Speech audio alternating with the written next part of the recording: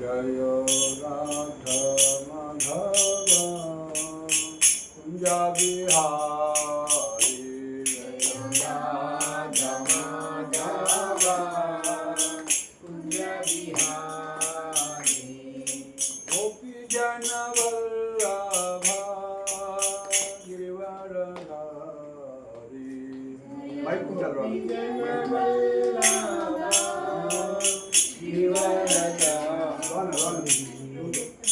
गोपीजन वल्लभा गिरिवरधारी गोपीजन वल्लभा गिरिवरधारी यशोदनंदना व्रजजनरंजन यशोदनंदना व्रजजनरंजन यशोदनंदना व्रजजनरंजन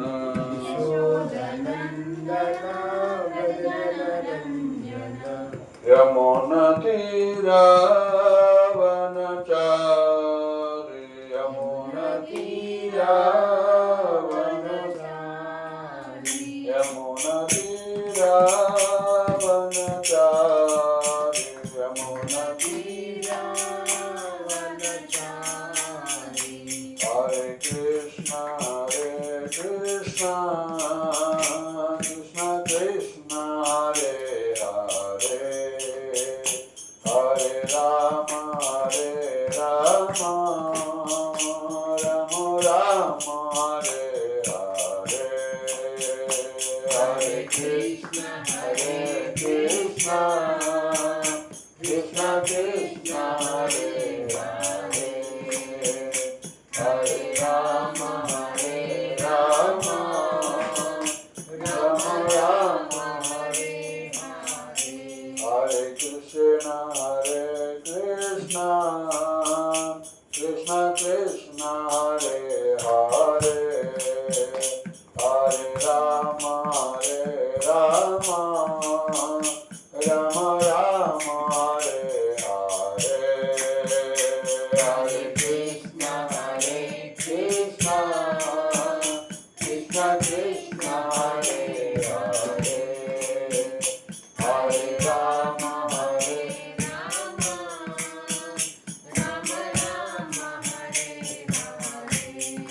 हरे कृष्णा कृष्णा कृष्णा हरे हरे हरे राम राम राम हरे हरे हरे कृष्णा कृष्णा कृष्णा हरे हरे हरे राम राम हरे जय राधा माधव राधा माधव राधे राधा माधव राधा माधव राधे जय राधे जय राधे जय राधे जय श्री राधे जय राधे जय राधे जय राधे जय श्री राधे जय गौरनिताय गौरनिताय गौरनिताय जय गौरनिताय गौरनिताय गौरनिताय गौरनिताय जय गौरनिताय जय जय प्रभुपाद प्रभुपाद प्रभुपाद प्रभुपाद जय जय प्रभुपाद प्रभुपाद जय जय गुरुदेव गुरुदेव गुरुदेव गुरुदेव जय जय गुरुदेव गुरुदेव गुरुदेव नित्य हरि बोल हरि बोल हरि बोल हरि बोल नित्य हरि बोल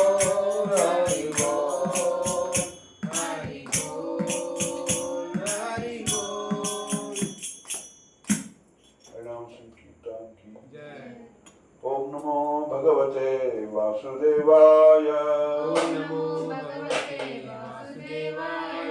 ओम नमो भगवते वासुदेवाय ओम नमो भगवते वासुदेवाय ओम नमो भगवते वासुदेवाय ओम नमो भगवते वासुदेवाय नारायणं नमस्कृत्यं नारायणं नमस्कृत्यं नरं चैव नरोत्तमं नरं चैव नरोत्तमं देवीं सरस्वतीं व्यासं देवीं सरस्वतीं व्यासं ततो जयमुदीरये ततो जयमुदीरये नष्टप्रायेषु अभद्रेषु नष्टप्रायेषु अभद्रेषु नित्यं भागवत सेवया नित्यं भागवत सेवया भागवतीरुत्तमश्लोके उत्तमश्लोके भक्तिर्भवति नैष्ठके भक्तिर्भवति नैष्ठिकी సో మనము భగవద్గీత ప్రథమ అధ్యాయము చెప్పుకుంటూ ఉన్నాము. యాక్చువల్గా ఒక సెషన్లో అయిపోయింది కానీ కొంతమంది వెళ్ళేది లాస్ట్ పోర్షన్ అది టచ్ చేస్తూ. సో ఈరోజు స్పెషల్గా భాగవత కథలు అనేటువంటి శ్రీమద్ భాగవతాన్ని టచ్ చేద్దాం, భాగవతంలో ఎంటర్ అవుదాం. సో భగవద్గీతలో ప్రథమ అధ్యాయంలో అర్జునుడు ఎందుకు యుద్ధం చేయను అని వివిధ కారణాలు చెప్తూ ఉన్నారన్నమాట. సో అవన్నీ మనం చర్చిస్తూ ఉన్నాము. 1 నుంచి మనకి 10 శ్లోకాల వరకు. సో ధృతరాష్ట్రుడు సంజయుని ప్రశ్నించినప్పుడు ఆ యొక్క ఇరు సైన్యాల యొక్క సైన్య పరిశీలన జరిగింది. సో దుర్యోధనుడు వెళ్ళి సో భీష్ముడికి అదేవిధంగా ద్రోణాచార్యుడికి వివరించడం సైన్యం గురించి. సో అదేవిధంగా అందులో దుర్యోధనుడి యొక్క రాజనీతి, ఎలా ఆయన రాజనీతిజ్ఞుడో దౌత్యవేత్తనో ఆయన యొక్క మాటల్లో మనం తెలుసుకున్నాము. తర్వాత 12 నుంచి 19 శ్లోకాల్లో సో ఆ విధంగా భీష్ముడు ఆది కౌరవుల సైడ్ వాళ్ళందరూ కూడా దుర్యోధనుడికి ఉత్సాహాన్ని కల్పించడం కోసం మమ్మల్ని పొగిడారు అన్నటువంటి ఉద్దేశంతో వాళ్ళందరూ కూడా శంఖాలను పూరించారు. అదేవిధంగా ఇటు పాండవులు కూడా విజయ శంఖాలను పూరించారు. పాండవుల యొక్క శంఖధ్వని కౌరవుల యొక్క హృదయాల్లో ఎంతో భయాన్ని అంతా కూడా సృష్టించింది అన్నమాట. సో తర్వాత మనం 20 నుంచి 27 వరకు అర్జునుడు శైలను పరిశీలించుట. సో ఈ సెక్షన్లో ఇప్పుడు మనం ఒక శ్లోకం టచ్ చేద్దాము. 20 భగవద్గీత.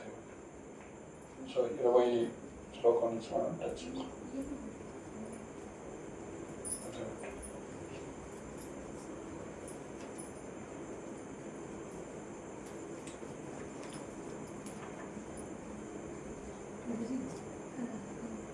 అంతే ఉంటుంది, నడుస్తూనే ఉంటుంది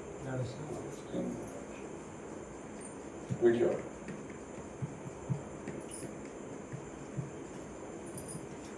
సో అర్జునుడు ఈశ్వరుని పరిశీలిస్తారన్నమాట. 21 నుంచి స్టార్ట్.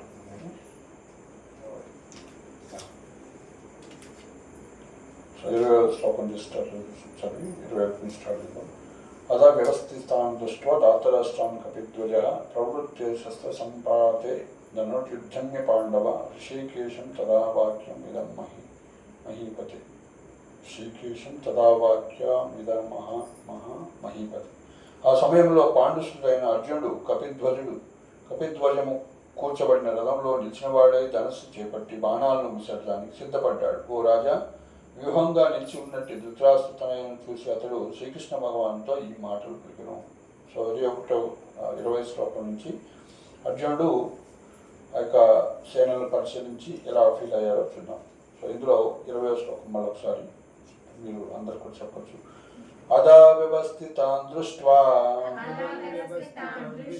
ధార్తరాష్ట్రాన్ కపిధ్వజః ప్రవృత్తే శస్త్ర సంపాతే ధనుర్యుధ్యమ్య పాండవాః ఋషికేశం తదా వాక్యం ఋషికేశం తదా వాక్యం ऋषिकेशं तदा वाक्यम् ఇదం వాక్యం ఇదావాహ మహీపతే ఇదం ఆహా మహీపతే అదా వ్యవస్థితాన్ దృష్ట్వా ధార్తరాష్ట్రాన్ కపిధ్వజః ప్రవృత్తే శస్త్ర సంపాతే ధనుర్యుధ్యమ్య పాండవా ఋషికేశం తదా వాక్యం ऋषिकेशं तदा वाक्यम् ఇదామాహ మహీపతే చదువుతారా ఎవరన్నా? అథ వ్యవస్థితాన్ దృష్ట్వా ధార్తరాష్ట్రాన్ కపిధ్వజః ప్రవృత్తే శస్త్ర సంపాతే ధనురుద్యమ్య పాండవః ఋషికేశం తదా వాక్యం ఇదమాహ మహీపతే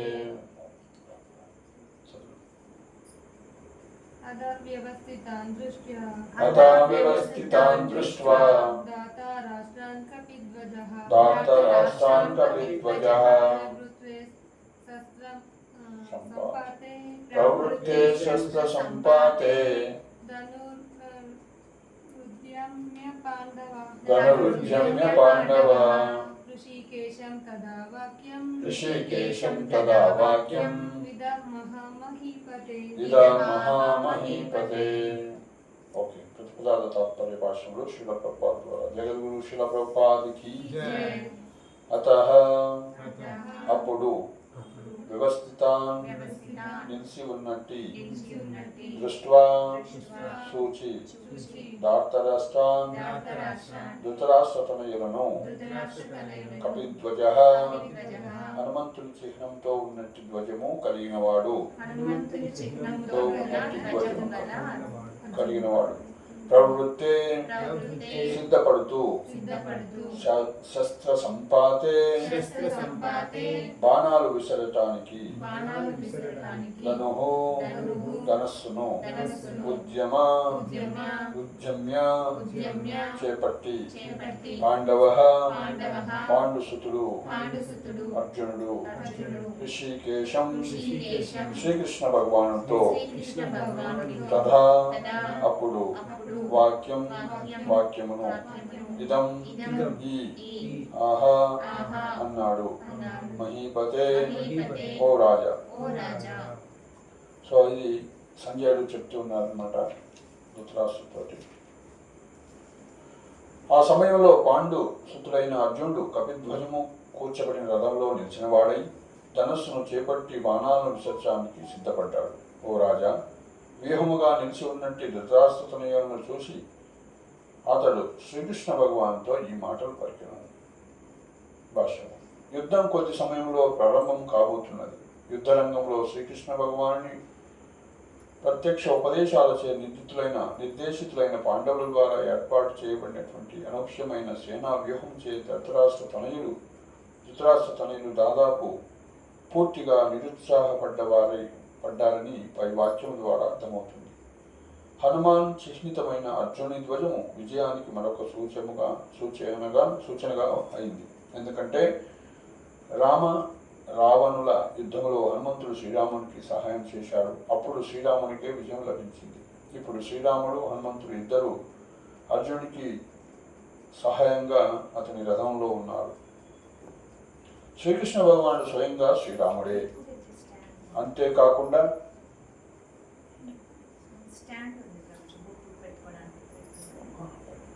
అంతేకాకుండా శ్రీరాముడు ఎక్కడ ఉంటే అతని నిత్య సేవకుడైన హనుమంతుడు, అతని నిత్య దేవేరి అయిన సీతాదేవి, లక్ష్మీదేవి అక్కడే ఉంటారు. కనుక అర్జునునికి ఎటువంటి శత్రుభయం లేనేలేదు. అన్నింటికి మించి ఋషికేశుడైన శ్రీకృష్ణుడు అతనికి మార్గదర్శనం చేయటానికి స్వయంగా ఉన్నాడు. ఈ విధంగా యుద్ధ నిర్వహణ విషయంలో సంపూర్ణ సహకారం అర్జునుడికి లభ్యమై ఉంది. తన నిత్య భక్తుని కొరకు భగవంతుడు ఏర్పాటు చేసినట్టి అటువంటి మంగళకరమైన పరిస్థితులు సునిశ్చితమైన విజయానికి సూచనలుగా ఉన్నాయి. ముఖం కరోతి వాచాలం పంగుం లంగాయతే పాతామహం వందే శ్రీగురం దీనధారణం పరమానందమానం శ్రీ చైతన్యేశ్వరం. హరే కృష్ణ కృష్ణ కృష్ణ హరే హరే హరే రామ రామ రామ హరే. సో ఇక్కడ పరిస్థితి ఎలా ఉంది అంటే అర్జునుడు ఆ యొక్క ఇరు సేనలని చూడాలన్నటువంటి ఉత్సాహంతో అదేవిధంగా యుద్ధం చేసి విజయాన్ని సాధించాలని ఎంతో ఆతృతతో అక్కడ ఉన్నారన్నమాట.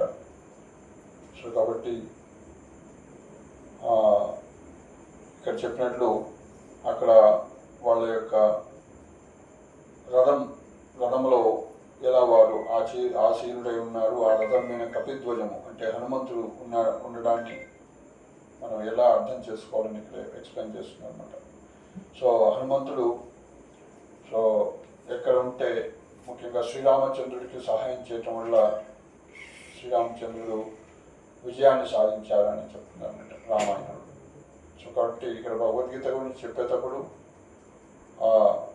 ఇంతకుముందు పురాణాలు అంటే ఇంతకుముందు జరిగినటువంటి చరిత్రని ఇక్కడ కోట్ చేస్తున్నారు చూడండి. సో కాబట్టి ఇది ఎప్పటికి కూడా కల్పిత కథ కాదు, లేకుంటే ఇది ఎన్నో వేల కోట్ల సంవత్సరాలుగా వస్తున్నటువంటి చరిత్రలు అన్నమాట. భగవద్గీత, రామాయణము, మహాభారతం ఇవన్నీ కూడా. సో కాబట్టి ఇక్కడ ఆధునిక సమాజంలో చూసినట్లయితే ఆధునిక శాస్త్రవేత్తలు, ఆధునిక విద్యా విధానము, ఆధునిక స్కూల్ కాలేజీలో ఉన్నటువంటి విద్యలు ఇవన్నీ కూడా ఒక మిథ్యగా భావిస్తూ ఉంటాయన్నమాట. సో అలాంటి పరిస్థితుల్లో ఈ యొక్క ద్వంద్వం కలిగినటువంటి ఈ యొక్క విద్యా వ్యవస్థ సమాజంలో సో దీని యొక్క మహత్యం అనేది లేకపోవటం వల్ల మనం దీన్ని యొక్క ప్రాముఖ్యతను తగ్గించి ఏదో సమయం ఉంటే చదువుకోవాలి భగవద్గీత అనుకొని, లేకుంటే సో దానిని నెగ్లెక్ట్ చేయడం జరుగుతుంది. సో అలా కాకుండా భగవద్గీతని ఎవరైతే సీరియస్గా అధ్యయనం చేస్తారో వాళ్ళకి ఏ విధంగా అయితే ఇక్కడ కష్టాల్లో లేకుంటే విజయార్థుడై అర్జునుడు యుద్ధం చేయడానికి రెడీగా ఉన్నాడో, సో ముఖ్యంగా భగవంతుడు భక్తులకి సహాయం చేస్తారని ఇక్కడ చెప్తూ ఉన్నారన్నమాట. అదేవిధంగా ఇతర భక్తులు కూడా సహాయం చేస్తారని చెప్తున్నారు. ఇక్కడ ముఖ్యంగా హనుమంతుడి యొక్క సహాయం వీళ్ళకి దొరుకుతుందని విద్వజు. సో కాబట్టి ఈ విధంగా హనుమంతుడి అసలు ఇక్కడ రావటం ఏంటి మహాభారతంలో, అది ఆధునిక శాస్త్రవేత్తలకి ఇది అంశం అంతుపట్టేటువంటిది కాదనమాట. సో కాబట్టి భగవద్గీత మొదటి అధ్యాయంలోనే వాళ్ళంతా ఫెయిల్ అయిపోతారు అసలు దీని మీద రీసెర్చ్ చేస్తే. అసలు హనుమంతుడు రావటం ఏంటి, హనుమంతుడు డేటింగ్ చేస్తే ఎన్ని వేల సంవత్సరాల కింద రామాయణం జరిగింది, అసలు రామాయణం ఉందా లేదా, మా చరిత్రలో ఎక్కడ లేదు, ఫస్ట్ జస్ట్ 2000 సంవత్సరాల కిందనే అసలు ఈ లోకమంతా పుట్టింది, 2025లో ఉన్నాము. ఇలాంటి ఆలోచనలు, ఇలాంటి దృక్పథం కాకుండా సో మన వైదిక సంస్కృతి సనాతన ధర్మంలో చూసినట్లయితే సో ఇది అనంతకాలంగా వస్తున్నటువంటిది. సూర్యుడు, చంద్రుడు ఇవన్నీ కూడా భగవంతుడు స్వయంగా ఆయన సృష్టి. సో 14 లోకాలు సృష్టి, ఇవన్నీ కూడా ఈ విధంగా సనాతన ధర్మంలో ఎంతో జ్ఞానం ఉందన్నమాట. ఇలాంటి సనాతన ధర్మాన్ని పక్కన పెట్టి మన పిల్లల్ని కూడా మనం సో స్కూల్స్, కాలేజీలో ఇంజనీరింగ్ కావాలని టైం వేస్ట్ చేసుకొని తర్వాత అంత టైం అయిపోయిన తర్వాత భగవద్గీత చదువుకుందాం, భాగవతం చదువుకుందాం ఏమర్థం కాదన్నమాట. స్కూల్ టైంలో, కాలేజ్ టైంలో భగవద్గీత, భాగవతం సీరియస్గా చదువుకోవాలన్నమాట.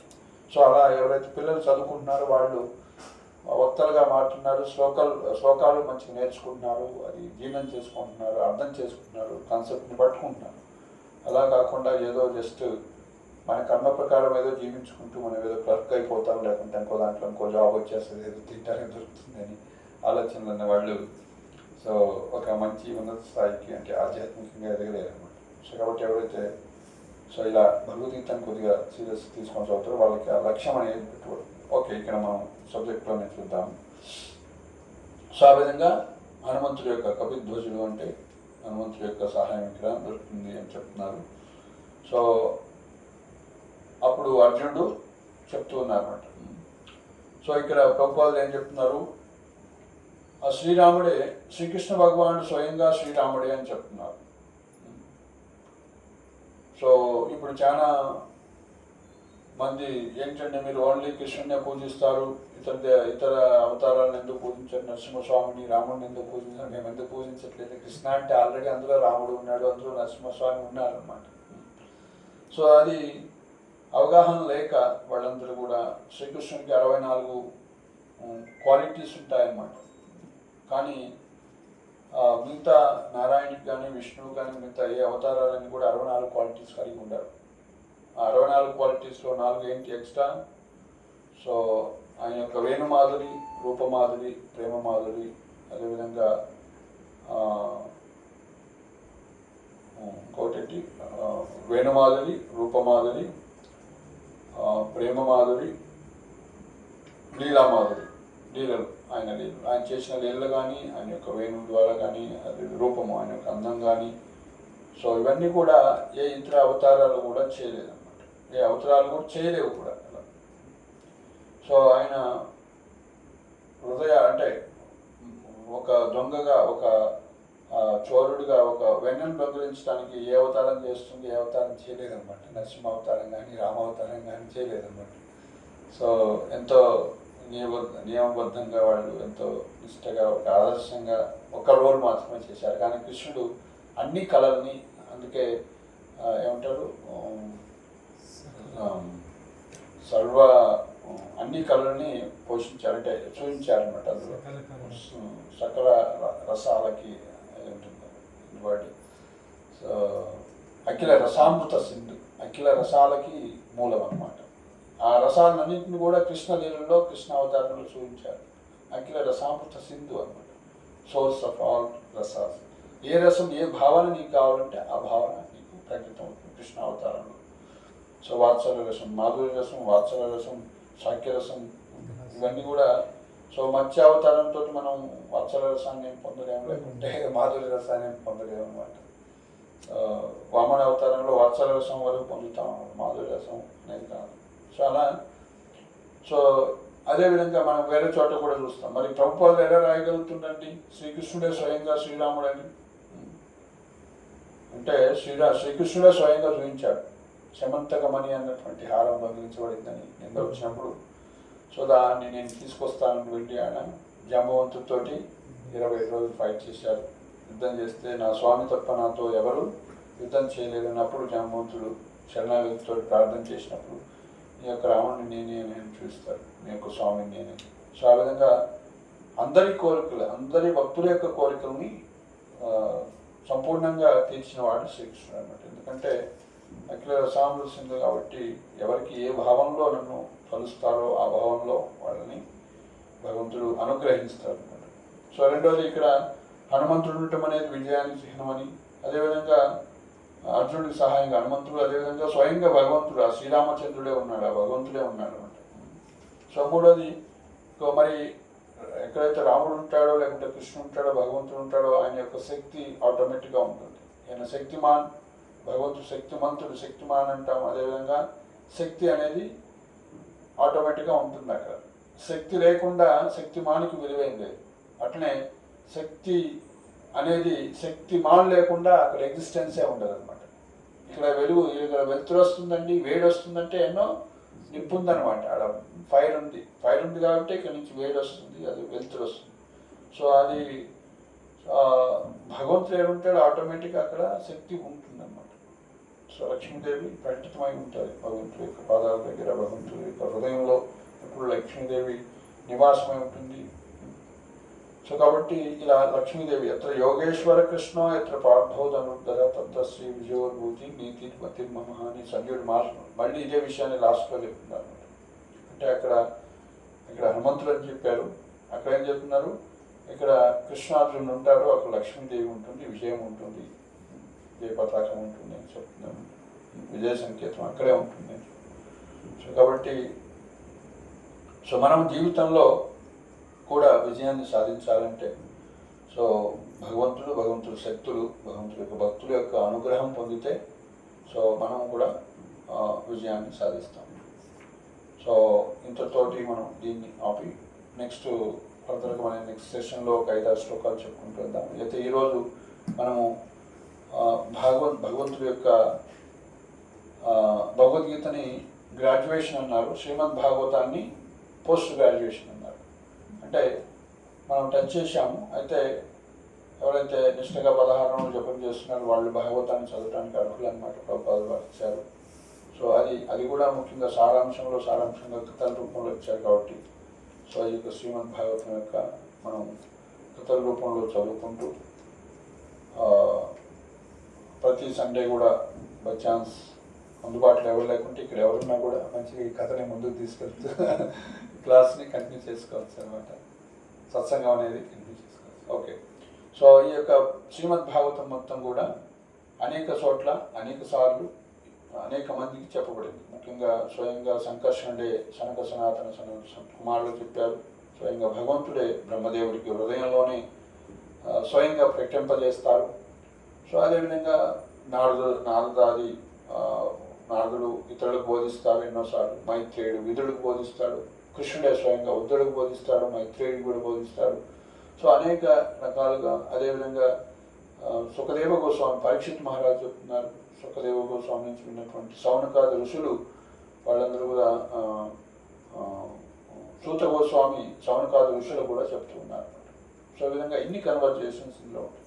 ముఖ్యంగా ప్రధానంగా ఈ భాగవతం ఏదైతుందో ఇప్పుడు ఉన్నటువంటి రచించినటువంటి కృష్ణ ద్వైపాయన వ్యాసుడు రచించినటువంటి ఈ యొక్క శ్రీమద్ భాగవతం అది ఆయన రాశాడు. అదేవిధంగా అతని పుత్రుడు అదేవిధంగా శిష్యుడు అయినటువంటి సుఖదేవ గోస్వామి నోటి నుంచి ప్రధానంగా వచ్చినటువంటిది ఈ శ్రీమద్ భాగవతం. పరీక్షిత్ మహారాజుకి సుఖదేవ గోస్వామి చెప్పినటువంటిది అనమాట. ప్రధాన కన్వర్జేషన్ ఇది అనమాట. అక్కడి నుంచి స్టార్ట్ అయ్యి అది ఆంతరంగికంగా వెళ్తూ ఉంటుంది. సో అయితే ఇక్కడ మొదటి అధ్యాయంలో చూసినట్లయితే ఈ యొక్క భాగవతం ఎంతో మహిమాన్వితమైనది. ఇది ఒక కల్పవృక్షం లాంటిది అనమాట. అందుకే సనాతన గోస్వామి చెప్తారన్నమాట భాగవత మహత్యంలో. సుమద్బంధు, నా యొక్క నిజమైనటువంటి బంధువు శ్రీమద్ భాగవతం, నా యొక్క స్నేహితుడు, నా ధనము, నా ప్రాణము అని అంటారన్నమాట. సో కాబట్టి శ్రీమద్ భాగవతాన్ని మనం ప్రాణంగా మన ధనంగా మనం భావిస్తూ నిత్యము చదవాలన్నమాట.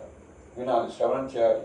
ఎంత శ్రవణం చేస్తే అంత ఎక్కువగా మనం ఆస్వాదించి ఇతరులకి బోధించేటువంటి వస్తుందన్నమాట. మనకి చూసినట్లయితే ఇంతకుముందు ఈ టీవీలు లేనప్పుడు ఈ రేడియోలో ఏదో కొద్ది చిన్న కొద్ది ఉండేవి కథలు.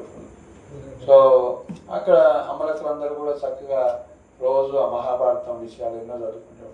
సో మా ఇంటికి పోతే నేను ఎప్పుడైనా ఫెస్టివల్స్ కాబట్టి మా అమ్మ కూర్చోబెట్టి చెప్తూనే ఉంటుంది ఆ స్టోరీ ఈ స్టోరీ అని.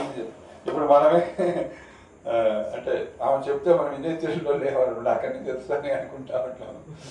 సో అట్లా సో ఇప్పుడు అంటే అఫ్కోర్స్ మనకి ఇంకా బోనఫైడ్ వేలో ఒక గురు పరంపర ద్వారా అన్ని విషయాలు పుస్తక రూపంలో ఇవ్వబడినాయి కాబట్టి సో నేను మా ఇంటికి వెళ్తే కూడా కృష్ణ బుక్ చదువుతాను అనమాట. అందులో కథలు ఉంటాయి. మామూలు రోజుకొక కథ కానీ లేకుంటే ఆఫ్ కథ కానీ చదువుతాను. ఓకే, సో పరీక్షిత్ మహారాజు స్టోరీ ఇది చూస్తున్నాము. పరీక్షిత్ మహారాజు చిన్నప్పుడే మహాభక్తులు అనమాట. ఏ విధంగా అయితే ఉద్ధవుడు కూడా అలాంటి మహాభక్తులు, ప్రహ్లాదులు, ధ్రువుడు వీళ్ళంతా కూడా చిన్నప్పటి నుంచి వాళ్ళు రాధాకృష్ణుని నారాయణని భగవంతుని పూజిస్తూ నిత్యం రమిస్తుండేవాడు. సో అలా పరీక్షిత్ మహారాజు కూడా తల్లి గర్భంలోనే భగవంతుని దర్శించుకున్నటువంటి వాడు మహాభక్తులు అని చెప్పవచ్చు. విష్ణురాతుడు అంటారు, విష్ణువు ద్వారా రక్షించబడినటువంటి వాడు. సో అలాంటి ఆయనకి మరి భగవత్ సంకల్పం ద్వారా ఒక శాపం అనేది ఇవ్వబడింది. 7 రోజుల్లో మరణిస్తావు అని. అంటే శమికరుషు యొక్క పుత్రుడు శృంగి యొక్క శాపం ఇస్తారన్నమాట. ఆ యొక్క శృంగి అంటే డిస్క్రిమినేషన్ లేకుండా అంటే ఈ యొక్క శాపాన్ని ఇవ్వటమే కలి యొక్క ప్రారంభం అని చెప్తారన్నమాట. అంటే బ్రాహ్మణులు తమ యొక్క సహనాన్ని లేకుంటే వాళ్ళ యొక్క సౌశీల్యాన్ని వాళ్ళ యొక్క మంచితనాన్ని కోల్పోయి సో ఎవరిమైనా శపించాలి, అది విచారణ ఏం జరగకుండా తొందరపడి చేసినటువంటి అంటే కలి యొక్క ప్రభావం అక్కడి నుంచి స్టార్ట్ అయిందని చెప్తారన్నమాట. సో ఆ విధంగా పరీక్షిత్ మహారాజుకి అయితే పరీక్షిత్ మహారాజు దాన్ని ఒక భగవత్ సంకల్పంగా దాన్ని తీసుకుంటారన్నమాట. తిరిగి శపించలేదు. అది ఆయన యొక్క గొప్పతనం, వైష్ణవుడు యొక్క గొప్పతనం. సో ఈ రోజు కాకుండా నేను ఎప్పటికైనా ప్రిపేర్ అయ్యి నేను ఎప్పటికైనా మరణించాలి, ఇది భగవంతుడు ఇచ్చినటువంటి అవకాశంగా తీసుకుంటాను, ప్రిపేర్ అయ్యి నేను భగవద్ధామం వెళ్ళటానికి అని. సో ఆయన గంగా తీరానికి వెళ్ళి సో అక్కడ ఋషులు సమావేశం ఋషులు అందరిని అడిగినప్పుడు ముఖ్యంగా సుఖదేవ గోస్వామి వచ్చినప్పుడు అందరూ కూడా సుఖదేవ గోస్వామి ఎంతో మహాభక్తుడు గొప్పవాడు, ఆయనే చెప్తే అదే కరెక్ట్ అని అందరూ అంటారు. ముఖ్యంగా ఆయన శ్రీమద్ భాగవతాన్ని మీరు విన్నట్లయితే మీరు ధన్యమవుతుంది మీ జీవితం అని చెప్పినప్పుడు సో ఆ యొక్క శ్రీమద్ భాగవతాన్ని ఆయన వింటారు. సో ఇక్కడ మన పరీక్ష మహారాజు గురించి మొదటి అధ్యాయాన్ని చూస్తాము. సో ఇలా మనకి 89 90 దాదాపు 90 ఉంటాయి అనమాట అధ్యాయాలు. 100 ఉన్నాయి, ఓకే, 100 పైన ఉన్నాయి, 100 ఓకే. భాగవతంలోని భాగవత మహిమా వర్ణన కూడా ఉంది. ఓకే, మనం కొంచెం చెప్పి ఈరోజు భాగవత మహిమ వర్ణన కూడా టచ్ చేయాలి, ఎందుకంటే దాని యొక్క విలువేంటో తెలిస్తే మనం ఓకే. పరీక్ష మహారాజు మొదటి అధ్యాయం. సో ఇది ఎన్ని పేజీలు ఉంది? చిన్నది, మనం కంప్లీట్ కూడా చేయొచ్చు. ఓకే, 4 అంటే కంప్లీట్ చేయొచ్చు. 4 పేజెస్ చదివి లేకుంటే మధ్య మధ్యలో ఒక్కొక్క 2 పేజీలు చదివి మనం ఎక్స్ప్లెయిన్ చేస్తాం. సో పరీక్షిత్ మహారాజు భాగవత కథానాయకుడు, విష్ణురాతుడని ప్రసిద్ధి చెందిన ఆ పరమ భాగవతుడు ఉత్తరాభిమన్యుల తనయుడు, ఉత్తర అభిమన్యుల యొక్క తనయుడు. సో విరాట్ రాజు యొక్క పుత్రిక ఉత్తర, అభిమన్యుడు అర్జునుడు మరియు సుభద్ర యొక్క తనయుడు, అంటే స్వయంగా శ్రీకృష్ణుడికి మేనల్లుడు అనమాట. సుభద్ర అర్జునుల పుత్రుడు అభిమన్యుడు అనేది విషయం మనకు తెలిసింది.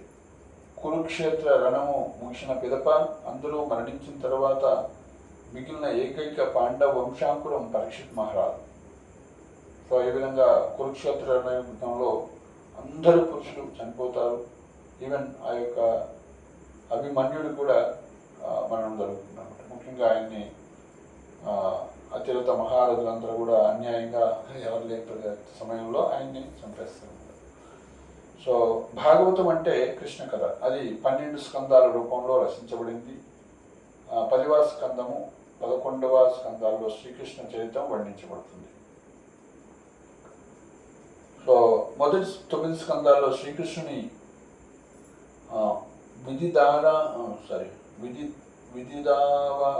వివిధ అవతార లీలలు వర్ణించబడ్డాయి. శ్రీకృష్ణుని వివిధ అవతార లీలలు వర్ణించబడ్డాయి. మొదటి 9 స్కందాల్లో భగవంతుడి యొక్క వివిధ అవతార లీలలు. ప్రథమ స్కందంలోనే కృష్ణస్తు భగవాన్ స్వయం అనేది అత్యంత ముఖ్యమైన విషయం నిరూపించబడింది.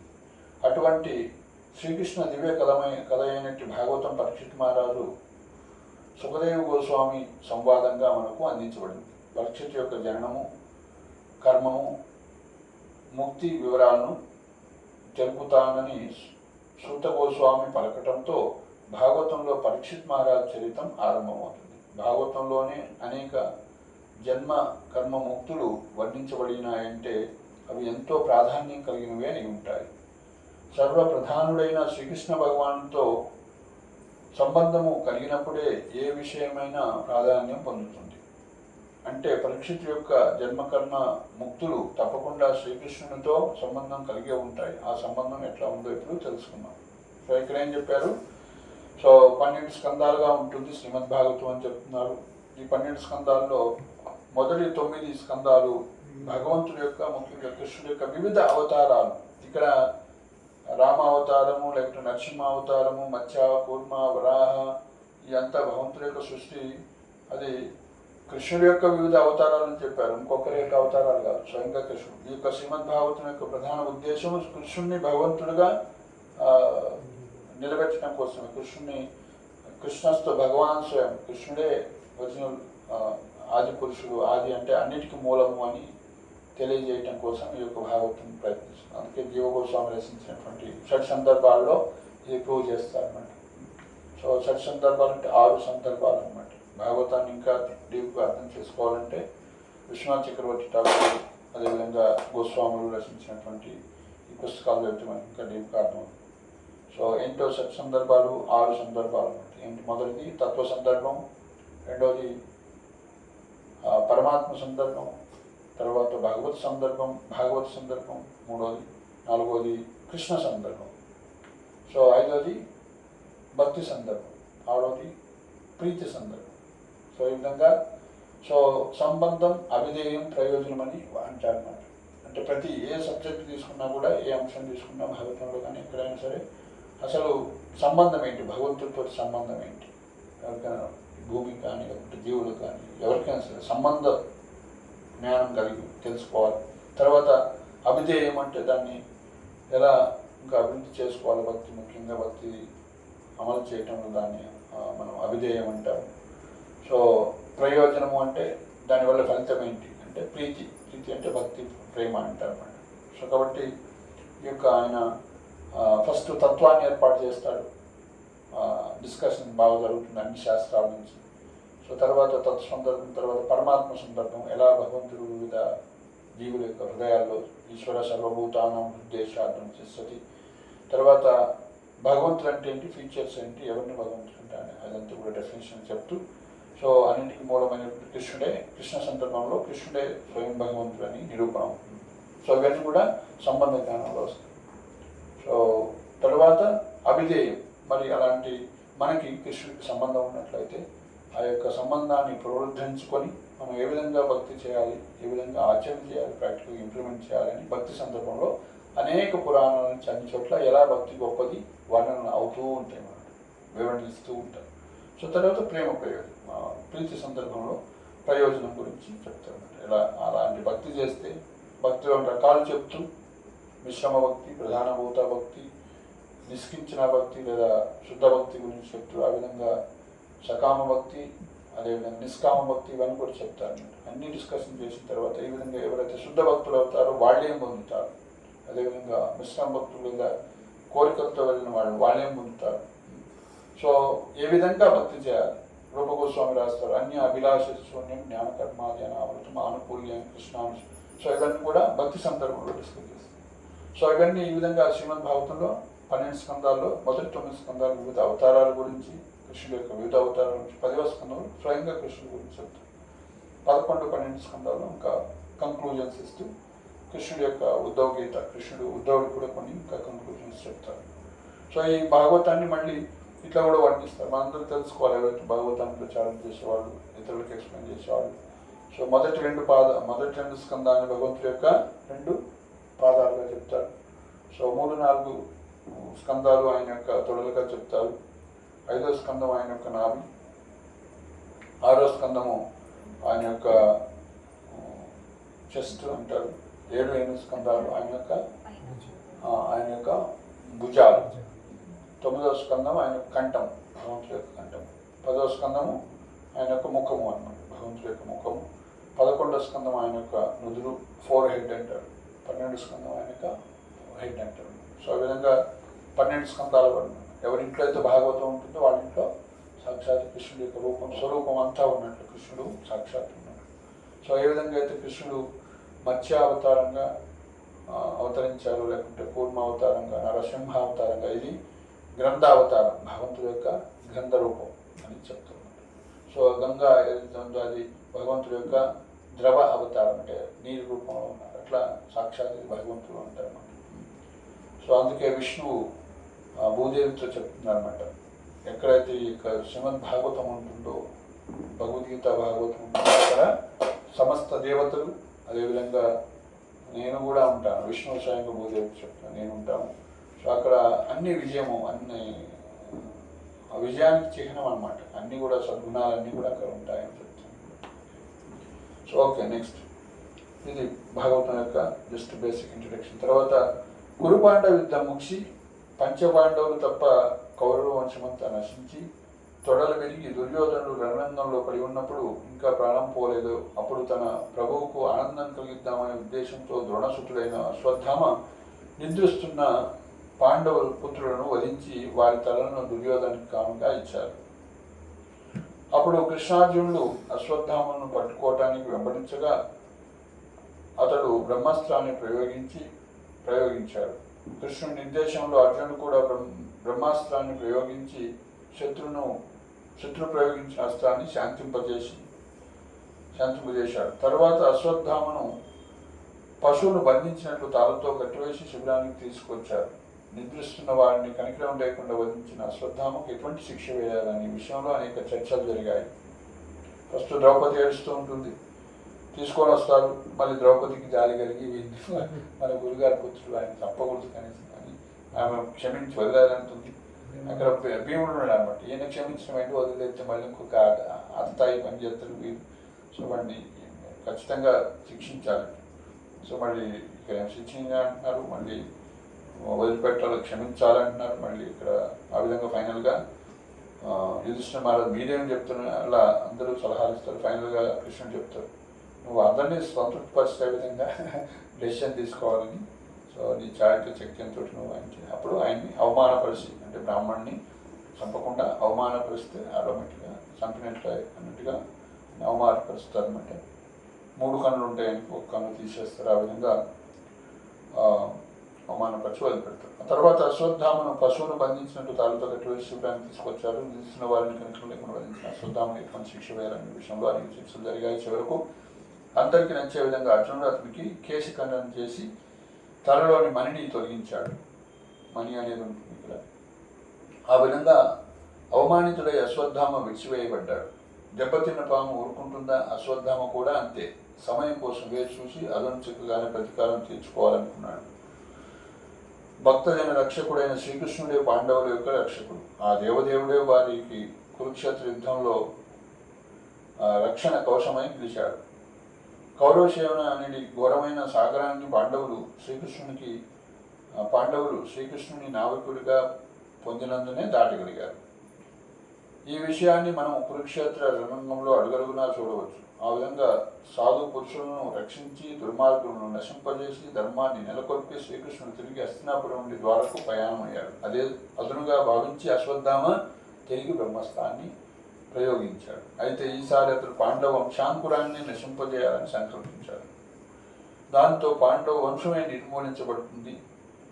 రథం ఎక్కబోతున్న కృష్ణునికి అభిమన్యుని పత్ని ఉత్తర పరుగులతో రావటం కనిపించింది. ఆమె నేరుగా శ్రీకృష్ణుని సమీపించింది.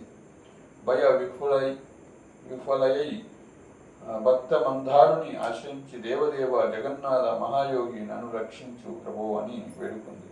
ఏదో లోహపు బాణం నా వైపు అతి వేగంగా వస్తున్నది. అది నన్ను దహించిన నా గర్భం మాత్రం నశించకుండా కాపాడు స్వామి అని ముకులిత హస్తాలతో ప్రార్థించింది. సర్వజ్ఞుడైన శ్రీకృష్ణునికి విషయం అర్థమై పాండవ వంశాంకురాన్ని నశింపజేయడానికి అశ్వత్థామ చేసిన దుష్ట కార్యంగా దాన్ని ఆ దేవదేవుడు గుర్తించి వెంటనే భక్త రక్షణార్థమై సుదర్శన చక్రాన్ని చేపట్టి సర్వ హృదయవాపి అయినటువంటి కృష్ణుడు కురు వంశాంకురాన్ని రక్షించడానికి ఆమె గర్భంలో ప్రవేశించాడు. బ్రహ్మాస్త్రము అమోఘమైనదే, దివ్యమైనదే అయినప్పటికీ కృష్ణ తేజం ముందు అది నిస్తేజమైనది. బ్రహ్మాస్త్రం ప్రయోగం జరిగినప్పుడు తల్లి గర్భంలో ఉన్న పరీక్షిత్తుకు బ్రహ్మాస్త్ర తేజం దుస్సహనంగా మారింది. ఆ తాపానికి తాప్తమవుతున్న తరములలో ఒక మహాపురుషుడు చెంతకు రావటం ఆ శిశువుకు కనిపించింది. చతుర్బాహువులను కూడి మెరుపు వంటి పీత వస్త్రాన్ని ధరించిన అతని నేత్రాలు క్రోధంతో ఎర్రగా ఉన్నాయి. చేతిలో ఉన్న గదను చుట్టూ తిప్పుతూ అతడు రక్షణ వలయాన్ని ఏర్పాటు చేశాడు. సూర్యుడు మంచు తెరను నశింపజేసినట్లుగా భగవానుడు బ్రహ్మాస్త్ర తేజాన్ని నశింపజేస్తుండగా అతడు ఎవరా అని శిశువు ఆశ్చర్యపోయాడు. ఆ పిల్లవాడు చూస్తుండగానే ఆ దివ్యమూర్తి అదృశ్యమయ్యాడు. మళ్ళీ ఈ విధంగా కృష్ణుచే తల్లి గర్భంలో రక్షించబడి ఆ బాలుడు విష్ణురాజులని, అంటే విష్ణుచే రక్షించబడిన వాడని ప్రసిద్ధి చెందాడు. తల్లి గర్భంలో పరీక్షిత్తును రక్షించిన సమయంలో శ్రీకృష్ణుడు అంతర్భాష్యాల్లో నిల్చున్నాడు. బయట అందరికీ శ్రీకృష్ణుడు ఎక్కడి వాడు అక్కడే ఉన్నట్లు కనిపించింది. కానీ అతడు చతుర్భుజ రూపంలో ఉత్తర గర్భంలో ప్రవేశించి చేయవలసింది అటువంటిది అంత చేసి భక్త రక్షణ కార్యాన్ని దివ్యంగా నిర్వహించాడు. ఈ విధంగా పుట్టుక ముందే భగవద్ దర్శనాన్ని పొందిన పరీక్షిత్తు మహాభాగవతముడే కదా, అతని జన్మం కూడా దివ్యమైనదే. కాబట్టి ఇక్కడ భగవంతుడి యొక్క అచింత్య శక్తి చూడండి. భగవంతుడు అందరి ముందు ఉన్నాడు, అక్కడ కృష్ణుడు అట్లనే ఉన్నాడు. కానీ సో అక్కడ ఏ పని చేయాలో ఉత్తర గర్భంలో శిశువుకి హాని ఉన్నటువంటిది అది ఆమె ప్రార్థన చేసింది కాబట్టి ఇమీడియట్గా ఆ రక్షణ కూడా జరిగింది. సో కాబట్టి శ్రీరామచంద్రుడు మనకి అయోధ్యలో ప్రతిష్ఠ చేశారు. సో మనం ఆయన అచింత్యంగా ఏ విధంగా చేస్తున్నాడో పరిపాలన అనేది మనకు అర్థం కాదు. సో కాబట్టి భగవంతుడి యొక్క సంపూర్ణ జ్ఞానం అనేది, సో భగవంతుడు ఎవరైతే శుద్ధ భక్తులు అవుతారో వాళ్ళు తెలుసుకోగలుగుతారు, కానీ ప్రహ్లాదు లాంటి వ్యక్తులు మాత్రమే చూడగలుగుతారు. కానీ సో కానీ అందరికీ అది అసాధ్యము. కానీ మనం ఆ విధంగా కావాల్సిన అవసరం లేదు, అంతా తెలుసుకోవాల్సిన అవసరం లేదు. కానీ కనీసం ఆయన యొక్క విధి విధానాలను పాటించి ఆయన ఇచ్చినటువంటి మార్గాన్ని అనుసరించి మనం భక్తి సాధన చేసుకుంటూ ముందుకు వెళ్ళినట్లయితే మన జీవితం ధన్యమవుతుంది అన్నమాట. సో ఇక్కడ పరీక్షిత్ మహారాజ్ జీవితం కూడా ఆ విధంగా రక్షించబడి మళ్ళీ కంటిన్యూ అవుతుంది. తర్వాత ఒక శుభముహూర్తంలో పరీక్షిత్ జననం కలిగింది. దౌమ్యుడు, కృపాచార్యుడు మొన్నగు బ్రాహ్మణులు సంస్కార కర్మలు జరిపించారు. ఆ శుభ సమయాన్ని పురస్కరించుకొని ధర్మరాజు బ్రాహ్మణులకు ధన కనక వస్తు వాహనాలను దానం చేశాడు. బ్రాహ్మణులు ఆ శిశువును దీవించి అతడు పురువంశానికి తగినవాడు కాగలనని దీవించారు. అతడు విష్ణురాతునిగా మహాభాగవతుడిగా ప్రసిద్ధి చెందుతాడని భవిష్యవాణి పలికారు. సత్యసంధతతో శ్రీరాముని ధైర్యములో బలిని పోలేడి ఆ బాలుడు ప్రహ్లాదుడు వలె గొప్ప కృష్ణ భక్తుడు అవుతానని చెప్పారు. వ్యక్తి అశ్వమేధ యజ్ఞానం చేస్తాడని వివరించారు. అది విని ధర్మరాజు సంతృప్తి చెందాడు. తల్లి గర్భంలో తాను దర్శించిన మహాపురుషుని అన్వేషించుతూ అందరినీ పరీక్షగా చూడడంతో ఆ బాలుడు పరీక్షిత్గా ప్రసిద్ధికెక్కాడు. తరువాత అతడు శుక్లపక్ష చంద్రుడి వలె దినదినాభివృద్ధి చెంది తాతగారుల రక్షణలో పెద్దవాడయ్యాడు. సో ఆ విధంగా ఒకే ఒక వంశాంకురమైనటువంటి పరీక్షిత్ మహారాజు స్వయంగా పాండవుల యొక్క సంరక్షణలోనే పెరిగారన్నమాట. పాండవుల మహాప్రస్థానం తర్వాత భాగవత ఉత్తముడైన పరీక్షిత్తు రాజ్యపాలనా భారాన్ని చేపట్టి బ్రాహ్మణుల ఆదేశాన్ని అనుసరించి ప్రజల్ని ప్రజారంజితంగా పరిపాలిస్తాడు. ఉత్తరుని కుమార్తెను వివాహమాడి జనమేజయుడు మున్నగు నలుగురు పుత్రుల్ని పొందారు. మొత్తం నలుగురు పుత్రుల్ని ఉన్నారన్నమాట వాళ్ళకి. కృపాచార్యుని నేతృత్వంలో గంగాతటం చింత 3 అశ్వమేధ యాగాలు చేశారు. వాళ్ళ కులగురువు అయినటువంటి కృపాచార్యుడి యొక్క నేతృత్వంలో అశ్వమేధ యాగాలు చేశారు. 3 చేశారని చెప్తున్నారు. హరే కృష్ణ హరే కృష్ణ కృష్ణ కృష్ణ హరే హరే రామ హరే రామ. భూరి దక్షిణలు సమర్పించారు. ఆ యజ్ఞ సమయంలో సామాన్యులకు కూడా దేవతా దర్శనం కలిగింది. సో అప్పట్లో చూసినట్లయితే మొత్తం యాక్చువల్గా కలియుగం ప్రారంభానికి ముందంటే ద్వాపరయుగ అంతంలో సో సామాన్య మానవులు కూడా దేవతా దర్శనం నారదాది ముఖ్యంగా నారదుడు వస్తుండేవాడు రెగ్యులర్గా. అదేవిధంగా ఇతర దేవతల యొక్క దర్శనం కూడా జరిగింది అని చెప్తున్నాము సామాన్య మానవులు. ఆ విధంగా పరీక్షిత్ రాజ్యం చేస్తున్న సమయంలో కలియుగ లక్షణాలు నెమ్మదిగా వ్యాపించడం అతనికి తీవ్రమైన కల్తను కలిగించింది. దాన్ని సహించదాలకు అతను ధనుర్బాణాలు చేపట్టి దిగ్విజయ యాత్రకు బయలుదేరాడు. అతని రథాస్వాలు నల్లవి, అర్జుని రథాస్వాలు తెల్లవి మనకు తెలిసినవి. దిగ్విజయ యాత్రలో అతడు అనేక ప్రాంతాలను జయించి ఆయా రాజుల నుండి కప్పాలను తీసుకున్నాడు. ఏ ప్రదేశానికి వెళ్ళినా అతనికి తన పూర్వీకుల దివ్యగాథలే వినిపించాయి. వాటిని అతడు ఆనందంతో విన్నాడు. ఆ విధంగా అతడు సంచరించుతుండగా వృషభ రూపమును దాల్చిన ధర్మదేవత, గోరూపమును దాల్చిన భూదేవి పరస్పరము మాట్లాడుకుంటూ కనిపించింది. వృషభమునకు ఒకే కాలు ఉంది అంటే ధర్మదేవత కేవలం ఏకపాది అయి ఉన్నది, అంటే ఒక పాదం మీద నిలబడి ఉంది ధర్మదేవత. భూదేవి అశ్రు పూర్ణ వదనంతో గోచరిస్తుంది. అవి పరస్పరం పరామర్శించుకుంటున్నాయి. శ్రీకృష్ణుడు తన లీలను పరిసమాప్తి చేసి వెళ్ళిపోయినందుకు భూదేవి చింతిస్తుంది. ధర్మం యొక్క 3 పాదాలు నశించి ఇప్పుడే కేవలము ఒకే పాదంతో తిరుగుతున్నది. ఇంతలో రాజువేషంలో ఉన్న ఒక శూద్రుడు గో వృషభములను దండంతో కొట్టసాగాడు. అప్పుడు పరీక్షిత్ మహారాజు మేఘ గాంభీర్యంతో ఆ దూర్తుని నివారించి వాటిని శాంతింపజేస్తాడు. సో ఆ విధంగా ఆయన యొక్క ఎంతో ప్రజారంజితంగా పరిపాలన చేస్తున్నటువంటి ఆయన యొక్క జీవిత చరిత్రను ఇక్కడ చెప్పిన తర్వాత ఆయన అంటే అంతకుముందు పెరిగి పెద్దవాడని చెప్పుకుని ఆయన తర్వాత ఆయన ఎవరిని తన మామ అయినటువంటి ఉత్తరుడి యొక్క కుమార్తెని ఆయన వివాహం ఆడారు. సో ఆ యొక్క జన్మేంద్రియుడు పెద్దవాడు, అలా మిగతా ముగ్గురు పిల్లలు, మొత్తం నలుగురు కుమారుడు వాళ్ళు ఆ పరీక్షిత్ మహారాజు కలిగారు అనమాట. సో అయితే అక్కడ ఆయన పరిపాలనలో కొన్ని విషయాలు చెప్తున్నారు అనమాట. ఆయనకి అశ్వమేధ యజ్ఞాలు చేసేటప్పుడు అనేక ప్రాంతాలకు వెళ్తారన్నమాట. సో దిగ్విజయ యాత్రకు వెళ్తారు.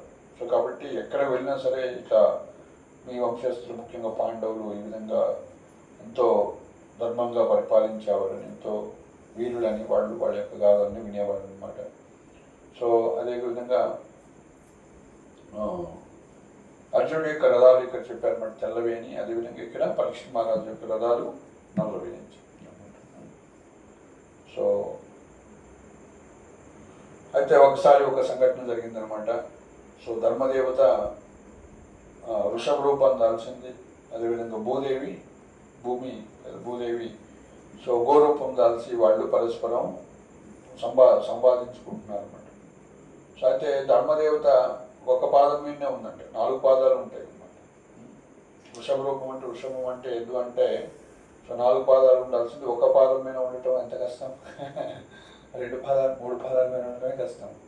సో అట్లాంటిది ఒక పాదం మీద ఉంటుంది అంటే అది ఇంకా ఆ ఒక పాదం కూడా ఊగుతుంది అంటే. సో ఏ పాదం మీద ఉన్నట్లు?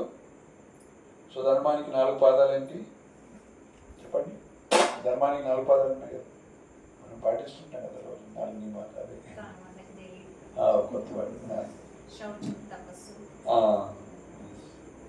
సత్యం దయ తపస్సు శౌచం. సో సత్యము అంటే జూదం ఆడకపోవటం, అబద్ధం ఆడకపోవటం. దయ అంటే మాంసాహారం తినకపోవటం, సత్యం దయ. తపస్సు అంటే ఆల్కహాల్ తీసుకోకపోవటం, సత్యం దయ తపస్సు. శౌచం శుభ్రత అంటే ఆక్రమ సంబంధం. ఇవే మనం ప్రభుపాదులు వారు ధర్మం ఏంటంటే ధర్మాన్ని పాటిస్తున్నాం అంటే సింపుల్ తీసారు. ఈ 4 నియమాలు పాటిస్తుంటే మనం ధర్మాన్ని పాటిస్తాం. ధర్మో రక్షతి రక్షిత. ధర్మాన్ని మీరు రక్షిస్తే మీరు మిమ్మల్ని ధర్మం రక్షిస్తారు. సో ధర్మానికి 4 పాదాలు: సత్యము, దయ. చెప్పండి, సత్యము, దయ, తపస్సు, శౌచం. సో మనకి 7వ స్కందంలో శ్రీమద్ భాగవతంలో నారదుని యుధిష్ఠిర మహారాజు చెప్తున్నాడు, మానవుడు అంటే ఆయనకి 30 క్వాలిటీస్ ఉండాలంట. 30 లక్షణాలు ఉంటే ఆయన మానవుడు అనవచ్చు. ఫస్ట్ 4 లక్షణాలు సత్యము, తపస్సు, దయ. ఇవే సత్యం, దయ, తపస్సు, శౌచం ఉండాలి. తర్వాత 9 క్వాలిటీస్ ఆయన భగవంతుడి యొక్క భక్తుడై ఉండాలి. శ్రవణం, కీర్తనం, విష్ణు స్మరణం, పాదసేవనం, అర్చన, వందనం, దాస్యం, సాఖ్యం, ఆత్మనివేదనం. ఇవి చేస్తున్న వాడినే మానవుడు అంటాడు. సో 4 + 9 13 క్వాలిటీస్ ఇవే ఉన్నాయి 30లో. సో తర్వాత ఇంకా ఎక్స్ట్రా క్వాలిటీస్ ఉన్నాయి. సో కాబట్టి మనం ఈ యొక్క బిగినింగే అనమాట. ఈ 4 నియమాలు పాటించి ఇంకా శ్రవణ కీర్తన భక్తి చేస్తుందంటే బిగినింగ్లో ఉన్నట్టు. అట్లా 30 క్వాలిటీస్ లేదు. శూద్రుడు కావాలన్నా కూడా అది 31వ క్వాలిటీ. శూద్రుడు అంటే అర్పించుకోవాలంటే ఒక క్వాలిటీ ఎక్స్ట్రా ఉండాలి. సో అట్లా ఇంకా క్షత్రుడు అంటే, వైశ్యుడు అంటే, క్షత్రుడు అంటే, బ్రాహ్మణుడు అంటే ఇంకా ఎన్నో క్వాలిటీస్. అలాంటి నేను వైష్ణవుడు అని చెప్పుకోవాలంటే ఇంకా 26 క్వాలిటీస్ ఎక్స్ట్రా ఉంటాయి అన్నమాట. 26 క్వాలిటీస్ ఆఫ్ వైష్ణవ్ అని చైతన్య చరితామృతిలో కూడా వస్తాయి, భాగవతంలో కూడా వస్తాయి అన్నమాట. సో అలాంటి దయ కలిగి ఉండటం ఇవన్నీ కూడా మళ్ళీ రిపీట్ అవుతాయి కొన్ని క్వాలిటీస్. సో ఇక్కడ ధర్మదేవత వంటికాల మీద ఉంది అన్నమాట. మరి ఏ పాదం ఉన్నట్లు? ఇప్పుడు కలియుగంలో అంటే సత్యం అనేటువంటి పాదం నేను ఉందన్నమాట. సో దయా పోయింది, సత్యం కూడా అది కూడా అక్కడికే ఉంది. ఎందుకంటే అఫ్కోర్స్ బిగినింగే కలియుగంలో చేస్తే 5,000 సంవత్సరాలు అయినాయి, ఇంకా 32,000 సంవత్సరాలు ఉంది. ఇంకా ముందు ఆ సత్యం కూడా పలికేవాళ్ళు ఉంటారు. సో కాబట్టి అందుకే మనం ఈ కలియుగంలో ఇంకా పునరపి జననం పునరపి మరణం అని పెట్టుకోకుండా ఈ యొక్క జన్మలోనే మనం భగవంతుని పొందాలి. భగవంతుని సేవ చేస్తూ అఫ్కోర్స్ భగవంతుని సేవ చేస్తుంటే ఆటోమేటిక్గా మనం చైతన్య మహాత్మ అంటారనమాట. మమ జన్మనీశ్వరే భవతా భక్తి రహయుతుకి జన్మని నీ యొక్క భక్తులు గమని కోరుకుంటాం. సో భక్తులు అయిన తర్వాత భగవంతుడు ఇష్టం వచ్చి వైకుంఠంలో సేవ చేయమంటారా, లేకుంటే గోలోకంలో సేవ చేయమంటారా, లేకుంటే భూలోకంలో సేవ చేయమంటారు. నారమణి ఎక్కడికంటే అక్కడ పోతూ ఉంటాడు. నరకలోకానికి పోయేస్తాడు, భూలోకానికి పోయేస్తాడు, వైకుంఠానికి పోతాడు, అట్లా త్రిలోక సంచారి ఎక్కడికైనా పోతాడు, ఎక్కడైనా ఉంటాడు అనమాట. ఆయనకి ఏం ప్రాబ్లం లేదు. అట్లనే ఒక్కసారి వైష్ణవుడు అయిన తర్వాత చైతన్య మహాప్రభు చెప్పినట్లు, సో మమ జన్మనీశ్వరే భవతా భక్తురాహిటికి ఏం కోరుకోవాలంటే, నేను జన్మలకి నీ యొక్క భక్తునే ఉండాలి, అంతే నేను కోరుకునేది. అది నువ్వు ఎక్కడ సేవ చేయమంటే అక్కడ చేస్తాను అనమాట. సో కాబట్టి ఈ సత్యం అంటే మనం పోస్ట్పోన్ చేయకూడదు. కృష్ణ చైతన్యం చేద్దాంలే రేపు తర్వాత ఉంటే, నెక్స్ట్ జన్మలో ఉంటే, అట్లని ఎప్పుడు నెగ్లెక్ట్ చేయకూడదు. అందుకే ప్రభుపాద చెప్తారు అనమాట, ఈ ఒక్క జన్మలోనే మీరు. సో గురువు దగ్గర దీక్ష తీసుకుంటే ఒక శిష్యుడు బై ఛాన్స్ పోలేకపోతే గురువు మళ్ళీ జన్మించాలి ఆయన ఉద్ధరించడం కోసం. సో కాబట్టి గురువు రోజు చాలా పెద్దది, శిష్యుడు దానికి తగిన బాధ్యతను కూడా కలిగి ఉండాలి. సో శిష్యుడు దీక్ష తీసుకున్న తర్వాత 4 నియమాలను పాటిస్తాను, మాంసాహారం మధ్య వ్యభిచారం దూరం పాటిస్తాను, తప్పు చేయను అని బై ఛాన్స్ మిస్టేక్ చేస్తే అది గురువు కూడా వెళ్తుంది అనమాట. సో కాబట్టి ఎంతో రెస్పాన్సిబుల్ మనం సాంగత్యంలో ఉండి వీటిని ఆచరించడం, భక్తిని సాధన చేసుకుంటూ ఉండటం. సో ఆ విధంగా ధర్మము ఒంటి పాదంపై ఉంది, ఒంటి కాలం మీద ఉంది, ఒక పాదం మీద. సో అదేవిధంగా భూమాత యొక్క గో రూపంలో ఉన్నాయన్నమాట. అవి రెండు కూడా చర్చించుకుంటున్నాయి, ఇక ధర్మ విషయాలను అంతా కూడా చేస్తున్నాయి అన్నమాట. ఎలా ఏం కష్టం వచ్చింది మీకని గోవును అడుగుతుంది వృషభాన్ని కూడా నువ్వేంటి వంటి పాదం మీద ఉన్నావు, ఏంటి నీకేం కష్టం వచ్చింది అని అడుగుతుంది అన్నమాట. సో అప్పుడు భూదేవి చెప్తుంది, మొన్నటి వరకు కృష్ణుడి నేను పులకించాను, ఆయన యొక్క పాదధూళి నా మీద పడి నేను ఎంతో పులకించాను, రోమాంచితమై ఉన్నాను. ఇప్పుడు ఆయన ఈ పరంపదించిన తర్వాత, అంటే ఈ లోకం నుంచి వెళ్ళి గోలోకం వెళ్ళినప్పుడు నా పరిస్థితి ఏంటంటే, సో అధర్ములు ఎక్కువైపోయారు, పాపాత్ములు ఎక్కువైపోయారు, కష్టమైపోతుంది, సో నాకు ఈ దుస్థితి పడుతుంది అని ఆమె అంటున్నారు. సో ఆ విధంగా చేస్తున్నప్పుడు ముఖ్యంగా ఆ సమయంలోనే పరీక్ష మహారాజు కూడా అక్కడ వస్తాడు. ఒక కలిపురుషుడే స్వయంగా ఒక రాజు వేషం వేసుకొని వచ్చి ఈ యొక్క గోవుల్ని హింసిస్తున్నాడు, గోవుని వృషభాన్ని కూడా దండిస్తున్నాడు అనమాట. ముఖ్యంగా పరీక్ష మహారాజు ఎంతో ధర్మాత్ముడు, గోవుల్ని అదేవిధంగా బ్రాహ్మణుల్ని రక్షించేవాడు అనమాట. సో స్త్రీలు, గోవులు, పిల్లలు, బ్రాహ్మణులు, అదేవిధంగా వృద్ధులు, వీళ్ళందరినీ కూడా వాళ్ళందరూ కూడా రక్షించబడాలి. సో ఏ సమాజంలో అయితే వీళ్ళందరూ రక్షించబడతారో అది ఆనందమైనటువంటి మంచి పరిపాలన అని అంటారు ఆ రాజు. సో అది చూసినటువంటి పరీక్షిత్ మహారాజు గోవుని దండిస్తున్నటువంటి సూచనలు చూసినప్పుడు పరీక్షిత్ మహారాజు మేఘ గంభీర స్వరంతో ఆ దూర్తుని నివారించి వాటిని శాంతింపజేశాడు, ఆయన్ని నివారించారన్నమాట. సో ఇంకా లోన్ వస్తుంది, ఇంకా డీటెయిల్స్ అన్ని కూడా మళ్ళీ తానున్నానని ఆశ్వాసం నుంచి శాంత వచనాలతో అనునయించాడు. వెంటనే ఖడ్గాన్ని దూసి రాజువేషంలో ఉన్న కలిపురుషుడిని సంహరించడానికి ఉద్యుక్తులయ్యాడు. పరీక్షిత్ చేతిలో తనకు చావు మూడిందని తెలిసిన కలిపురుషుడు వెంటనే రాజరాజ్యాలను విడిచి శరణాగతులయ్యాడు. కాలం మీద పడి క్షమాభిక్షను అడిగాడు. పరీక్షిత్ మహారాజు ధర్మపరుడు కాబట్టి శరణాగతుడిని చంపక వదిలిపెట్టాడు, కానీ తన రాజ్యంలో ఉండరాదంటూ ఆజ్ఞాపించాడు. చివరకు మరి నేను మీ రాజ్యంలో ఉండకుంటే ఎట్లా, నేను కలిపురుషుని కదా, నాకు కూడా స్థానం ఉండాలి కదా, నేను ఇది ఒక క్వశ్చన్ ఇస్తారన్నమాట భాగవతం భక్తి వైభవంలో. కలిపురుషుని ఆయన చంపేసి ఉంటే మన పీడంతా లేకుండా ఉంటుంది కదా, ఒకసారి అయిపోయేది కదా, అంటే దానికి గౌరవంగా దర్శనం చెప్తున్నారు. వర్షాకాలం లేకుండా ఎవరు చేయకూడదు. వర్షాకాలమే, ఎండాకాలం చలికాలం. వర్షాకాలం వచ్చిందంటే నువ్వేం చేయాలి, గొడుగు పట్టుకొని పోవాలి. కలియుగం వచ్చిందంటే నువ్వు నీ రక్షణలో నువ్వు పోవాలి, నువ్వు చేసుకొని పోవాలి. నేను వర్షాకాలం రాకుండా నేను చెప్పించేస్తాను, వర్షాకాలం లేకుండా చేస్తాను కుదరదు. సో సత్యయుగం తర్వాత ద్వాపర, త్రేత ద్వాపరం, అదే త్రేత ద్వాపర కలిగి అన్ని సైకిల్ నడుస్తూనే ఉంటాయి.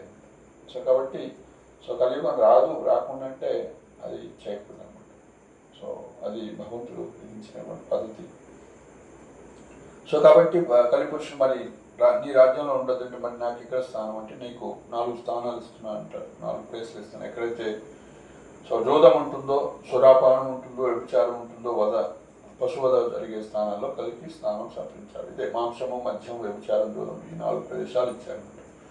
కలిపురుషుడు తిరిగి ప్రార్థించగా, అయ్యా నీ రాజ్యంలో ఎక్కడ ఈ 4 స్థానాలు ఎక్కడ లేవు, మాంసం తినేవాళ్ళు, మద్యం తాగేవాళ్ళు, జోదము, అక్కడ ఉన్న ప్రదేశాలు లేవు, కాబట్టి నాకు స్థానం లేదు. ఎట్లా అంటే సో నీకు ఇంకోటి ఇస్తున్నాను, ఎక్కడ బంగారం ఉంటుందో అక్కడ ఇస్తున్నానని చెప్తున్నాను.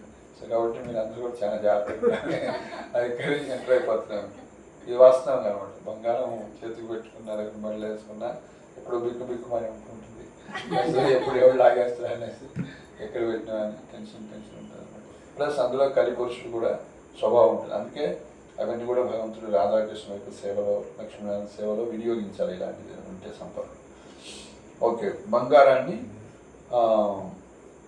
ఉన్న చోట కూడా కలికి స్థానం లభించింది. ఆ విధంగా పరీక్షిత్ మహారాజు కలిని బంధించి కేవలం 5 స్థానాల్లోనే వసించవలసిందని ఇచ్చి తన రాజ్యాన్ని కలిదోషరహితం చేశాడు. ఆ విధంగా ధర్మదేవత యొక్క నష్టమైన 3 పాదాలు తిరిగి వసిగి భూదేవికి ధైర్యం చెప్పి పరిస్థితిని సానుకూలపరిచాడు. చూసారా, ధర్మదేవతను నిలబెట్టాడు అనమాట. 3 పాదాలు లేకుంటే ఆ 3 పాదాలని ఇచ్చారనమాట. కలి నుంచి లాగేసి కలి కూర్చునే బంధించగలిగినటువంటి మహా అద్భుతమైనటువంటి కార్యం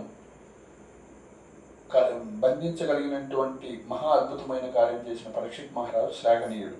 ఆ విధంగా అతడు తన పూర్వీకుల పేరుకు తగినట్టుగా రాజ్యం చేశాడు. కాబట్టి మన ఇంట్లో మనం కలికి స్థానం లేకుండా చేయాలంటే ఏంటి? ఈ 4 నియమాలు ఖచ్చితంగా పాటించాలి. సో మాంసము, వ్యభిచారం, అందుకే తెలియని వాళ్ళు, ఈ మహత్యం తెలియని వాళ్ళు అనుకుంటారు. సో అవి ఎందుకు తినకూడదు, లేకుంటే ఎందుకు వెళ్ళిపోయి తినకూడదు అని వాళ్ళు జస్ట్ చేస్తుంటారు. కానీ ఎప్పుడైతే భక్తుల యొక్క సాంగత్యంలోకి వచ్చి ఉంటామో భగవంతుడి యొక్క గొప్పతనం, దాంట్లో ఉన్నటువంటి చెడు, సో వాటిని వదిలిపెట్టేస్తాం, ఈజీగా వదిలిపెట్టేస్తాం. అందుకే సాధు సంగత్యం అనేది చాలా ఇంపార్టెంట్. ఓకే, ఒకసారి పరీక్షిత్ మహారాజు అడవిలో వేటకు వెళ్ళి అనేకమైన జంతువులను చంపి అలసిపోయాడు. అప్పుడు అతనికి ఆకలి దెబ్బలు కలుగుగా జలం కొరకు వెదురుతూ సమీపంలో ఉన్న శమికముని ఆశ్రమానికి చేరాడు. అప్పుడు శమికముని జ్ఞానమగ్నుడై ఉన్నాడు. పరీక్షిత్ రావడం ఆయన గమనించలేదు. పరీక్షిత్ తనకు జలము ఇవ్వమని అడిగినప్పటికీ సమాధిమగ్నుడైనటువంటి మునికి ఆ మాట వినిపించలేదు. ముని వ్యవహారము రాజుకు అవమానంగా కలిగింది. క్రోధావేశుడై అతను చెంతనే పడి ఉన్న ఒక మృత సర్పాన్ని ముని మెడలో వేసి తన రాజ్యానికి వెళ్ళిపోయాడు. తర్వాత క్షణికావేశంలో చేసిన ఆ కార్యాన్ని తెలుసుకొని చింతాగ్రాంతుడై ఖిన్నుడయ్యాడు, పశ్చాత్తాపడ్డాడు. ఇంతలో శమికముని తనయుడైన శృంగి ఆశ్రమానికి వచ్చి తన తండ్రి మెడలో ఉన్న మృత సర్పాన్ని చూసి దుఃఖించి, తన తండ్రిని అవమానించిన పరీక్షిత్తు ఇప్పటి నుండి 7 రోజుల లోపు తక్షకుని కాటు చేయి మరణించగలడని, 7వ రోజు తక్షకుని కాటు చేయి మరణించగలని శపించాడు. శాపానంతరం తండ్రి మెడలో ఉన్న పామును చూసి ఎడవసాగాడు. దాంతో శమికముని అంత బాహ్యస్మృతి కలిగింది. శమికమునికి ఇహలోకంలోనికి రాగానే ఈ విషయమంతా అర్థమై దైవ ప్రతినిధి అయిన రాజును చిన్న తప్పిదానికి అంత తీవ్రంగా శిక్షించడం సబబు కాదని ఆయన చెప్పాడు. కానీ బ్రాహ్మణ శాపం అప్రతిహతమైనది కాబట్టి శాపవార్తను గురించి పరీక్షిత్ మహారాజుకు వార్తను పంపించాడు.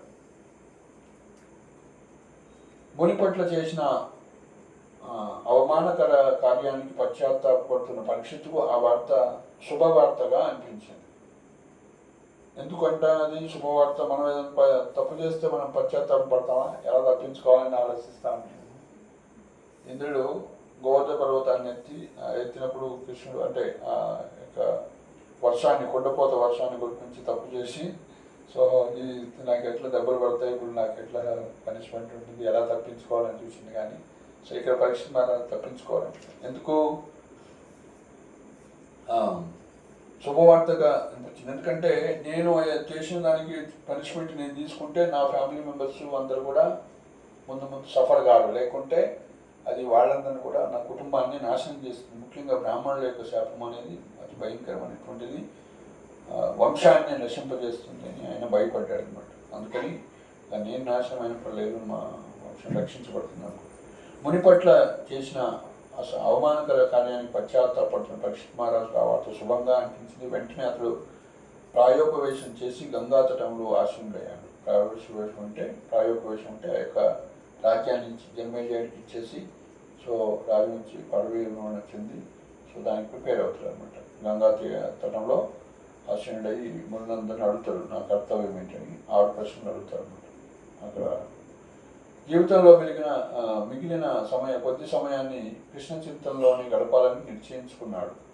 జన్మ కర్మ దివ్యంలో ఉన్నటువంటి పరీక్షిత్ మహారాజు యొక్క మోక్ష ప్రాప్తి ఇక ఎంత అద్భుతంగా ఉంటుందో చూద్దాం. మహాభాగవతుడైన పరీక్షిత్ ప్రాయోపవేశం చేశాడని, గంగా తీరంలో ఆసీనుడయ్యానని ప్రపంచ నలుమూల నుండి రాజులు మునులు సాధువులు ఇచ్చేశాడు.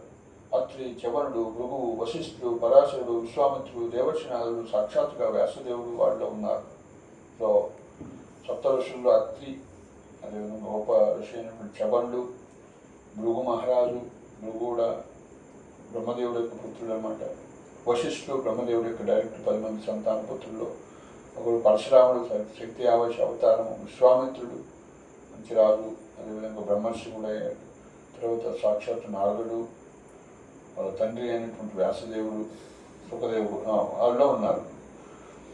రాజర్షులు, దేవర్షులు అక్కడికి వచ్చారు. ఎంతోమంది రాజర్షులు, దేవర్షులు.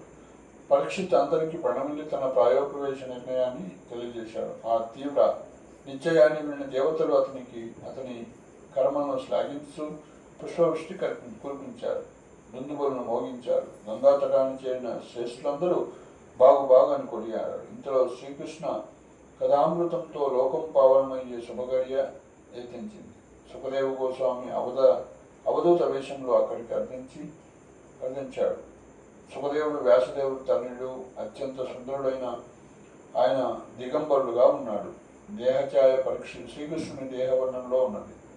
సుఖదేవ గోస్వామి రాగానే అందరూ ఆయనకు నమస్కరించి ముఖ్యాసనాన్ని సమర్పించారు. పరీక్షిత్ సుఖదేవ గోస్వామికి నమస్కరించి మరణం ఆసన్నమై ఉన్నప్పుడు చేయవలసిందేంటో వివరింపమని అర్థించాడు. ఆ విధంగా భాగవతోదయం జరిగింది. కాబట్టి ఏ విధంగా అయితే అర్జునుడి మోహంలో పెట్టి కృష్ణుడు లోకానికి అంతాన్ని కూడా భగవద్గీత ఇచ్చినట్లు ఇలా పరీక్షిత్ మహారాజుకి ఆ యొక్క శాపం అనేది ఇవ్వబడుతూ పరీక్షిత్ మహారాజు ద్వారా ఈ లోకానికి శ్రీమద్ భాగవతాన్ని సుఖదేవ గోస్వామి ద్వారా ఇప్పిస్తారు. సుఖదేవ గోస్వామి ముగ్గురు శ్రీమద్ భాగవత శ్రమంలో పరీక్షిత్తుడు ఏయింబవుడు మర్చాడు. అంటే ఆయన పచ్చి మంచిలో కూడా తాగలేదు అనమాట. 7 రోజులు ఉంటే 7 రోజులు మొత్తం 7 into 24 అనమాట. ఆయన భాగవతాన్ని నిష్ఠగా ఉంటాడు. ఆకలి తట్టుకొని విస్మరించి కృష్ణ కథామృత పానంతో అమృతత్వాన్ని పొందాడు. అవతార లీలల వర్ణన పూర్తి చేసిన సుఖదేవుడు కృష్ణ లీలను వర్ణించే సమయం అర్థించగానే పరీక్షిత్తుకు పరమోత్సాహం కలిగింది. తల్లి గర్భంలో తనను రక్షించింది ఆ దేవదేవుడే. కురుక్షేత్ర రంగంలో తన తాతలను అడుగడుగునా కాపాడింది ఆ పరమపురుషుడే. సాధు సత్పురుషుల ప్రాణం అతడు. అటువంటి కృష్ణలీలా శ్రవణంలో తనకు ఆకలి దెబ్బకులు తెలియట్లేదని అతను అన్నాడు. భాగవతంలో తెలుపుకున్న నవవిధ భక్తి విధానంలో శ్రవణం మొదటిది. శ్రవణం ద్వారా ముక్తిని పొందిన మహనీయునికి పరీక్షితుని ఉదాహరణగా చెప్తారు. రాజ్యంతో పాటు సమస్తాన్ని త్యజించి కేవలం కౌపీనాన్ని ధరించి గంగాతటంలో సుఖదేవ గోస్వామి ముక్త భాగవతాన్ని వినడానికి సన్నద్ధుడై అతడు కృష్ణధామాన్ని చేరాడు. శ్రవణం ద్వారా ముక్తిని పొందిన ఎగ్జాంపుల్ ఎవరు పొందారు శ్రవణం ద్వారా అంటే పరీక్షిత్ మహారాజు అని చెప్పుకుంటాము. కీర్తనం అంటే చెప్పడం ద్వారా ఎవరంటే సుఖదేవ గోస్వామి. రాజ్యంతో పాటు సమస్తాన్ని త్యజించి కేవలం కౌపీనాన్ని ధరించి గంగాతటంలో సుఖదేవ గోస్వామి ముగ్ధ భాగవతాన్ని వినడానికి సన్నద్ధుడై అతడు కృష్ణధామాన్ని చేరాడు. కాబట్టి 7 రోజుల్లో ఆయన శ్రీమద్ భాగవతం మొత్తం 18,000 శ్లోకాలు మొత్తం కూడా వింటాడనమాట. అది విని తన జీవితాన్ని జన్మని ధన్యం చేసుకుంటాడు. సో ఆయన వెళ్ళిపోతాడు. యాక్చువల్గా ఇలా కూర్చొని ధ్యానమగ్నుడై భగవంతుడిని స్మరిస్తూ భగవంతుడి దర్శనంతో వెళ్ళిపోతాడు. కానీ ఆయన శరీరం అన్నీ ఉంటుంది. అప్పుడు ఆ మృత శరీరాన్ని తక్షకుడు వచ్చి ఆ యొక్క అగ్నిజ్వాలతో విషయంతో కాటేసినట్టు చేస్తాడు. ఆ విధంగా ఎవరైతే భక్తులు అవుతారో వాళ్ళు మరణం అనేది వాళ్ళకి ఎంతో సులువైనటువంటిది అని చెప్తారు. అంటే ఎంతో అందుకే వైష్ణవులు పరంపదించిన దినాన్ని ఎక్కువ సెలబ్రేట్ చేసుకుంటారు. ఎందుకంటే వాళ్ళ జీవిత లక్ష్యం ఏంటి? గోలోకం వెళ్ళటం కాబట్టి. సో వాళ్ళు మరణించారంటే వాళ్ళు ఈ లోకాన్ని వదిలి భగవద్ధామం వెళ్ళిపోయారని అనుకోండి. జీవిత లక్ష్యం అది కాబట్టి. జైల్లో ఇది జైలు అంటారు. జైలు నుంచి బయటపడి. సో దానికి ప్రభుపాదులు చెప్తారు ఏ విధంగా అంటే మరణం మరి వైష్ణవుడు కూడా మరణిస్తారు కదా, ఆయన పెయిన్స్ ఉండవా, నొప్పులు ఉండవా, శరీరం కష్టం ఉంటుంది కదా అంటే, ఎందుకంటే మరణం చెప్పారు. ఎన్ని 10,000 తేళ్లు కుడితే ఒకటేసారి ఎంత నొప్పి ఉంటుందో అంత పెయిన్ ఉంటుంది శరీరాన్ని వదలాలంటే. ఎందుకంటే ఒక చేయి పోతేనే మనం తట్టుకోలేము, ఒక ఏలు పోతేనే తట్టుకోలేము, అట్లా చేయి మొత్తం శరీరం అంతా నుంచి ఆత్మ నుంచి వేరు కావాలంటే చాలా పెయిన్ ఉంటుంది. మరి దాని ప్రభుపాదులు ఏం చెప్పారంటే మార్జాల న్యాయం, అదేవిధంగా మార్జాలం అంటే పిల్లి, కోతిని ఏమంటారు మరకటి న్యాయం, 2 న్యాయాలు ఉంటాయి అన్నమాట.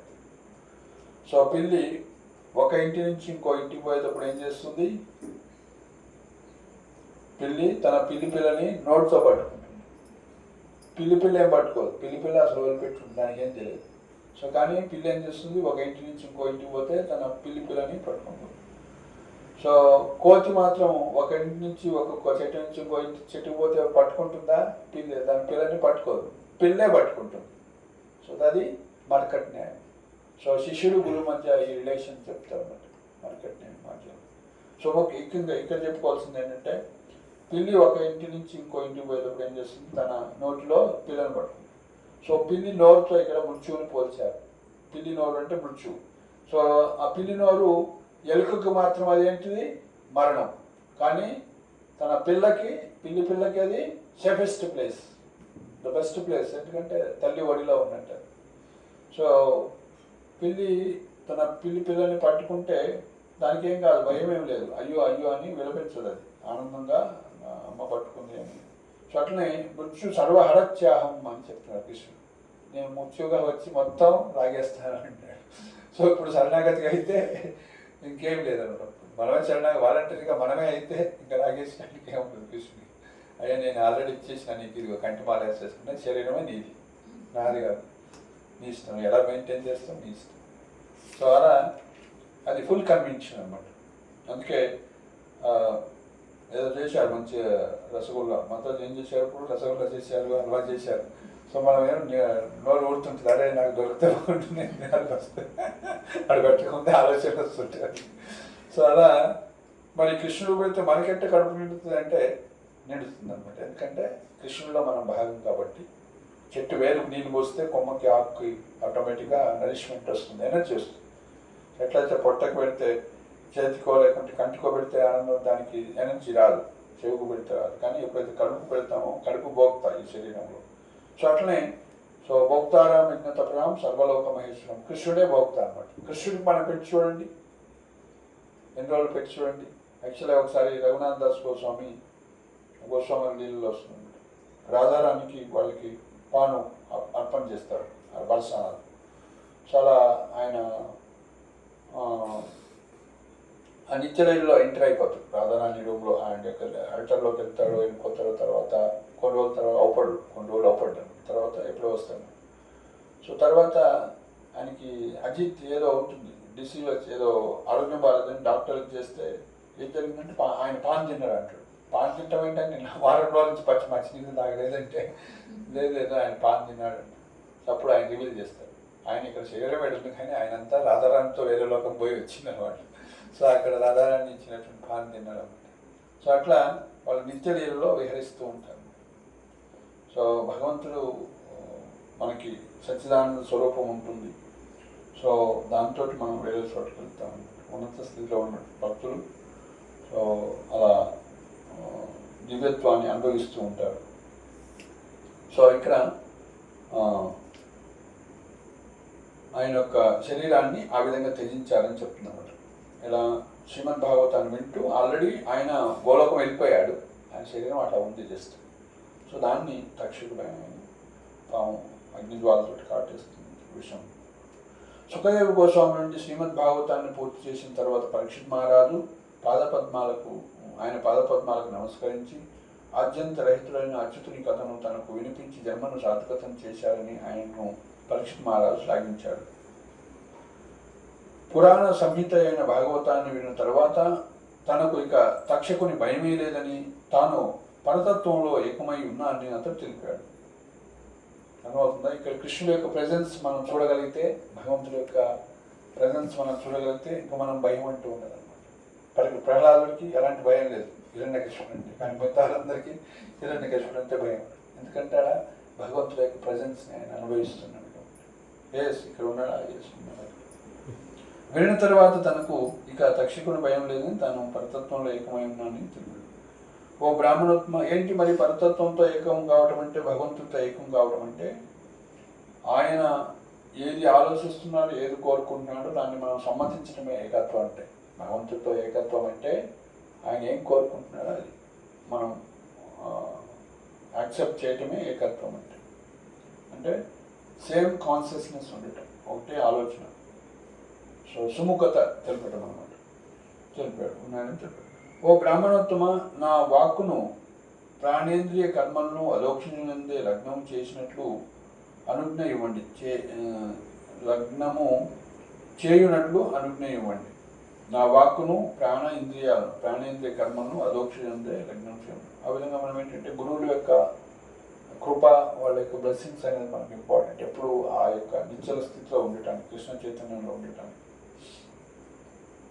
మనస్సును సమస్త కోరికల నుండి ఆ దేవదేవుని పైన ఉంచి తనువును చాలిస్తాను. మంగళకరము క్షేమకరమైన పరమ భాగవత్ పదాన్ని మీరు నాకు చూపించారు. నేను ఇప్పుడు ఆత్మానుభవంలో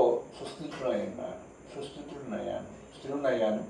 నా అజ్ఞానం నశించింది అని అన్నాడు. తరువాత పరీక్షకును ఆశీర్వదించి సుఖదేవ గోస్వామి వెళ్ళిపోయాడు. సో ఆ విధంగా ఆయన కృష్ణ చైతన్యవంతుడు అయ్యారనమాట. అంటే భాగవతాన్ని వింటే సో ఇది మనం కృష్ణ చైతన్యవంతుడు అవుతాం అన్నమాట. కృష్ణుడి యొక్క ప్రజెన్స్ తెలుస్తుంది, మనసులో స్ఫురిస్తుంది భగవంతుడి యొక్క ప్రజెన్స్ అనేది. ఆయనలో అలా జరిగింది.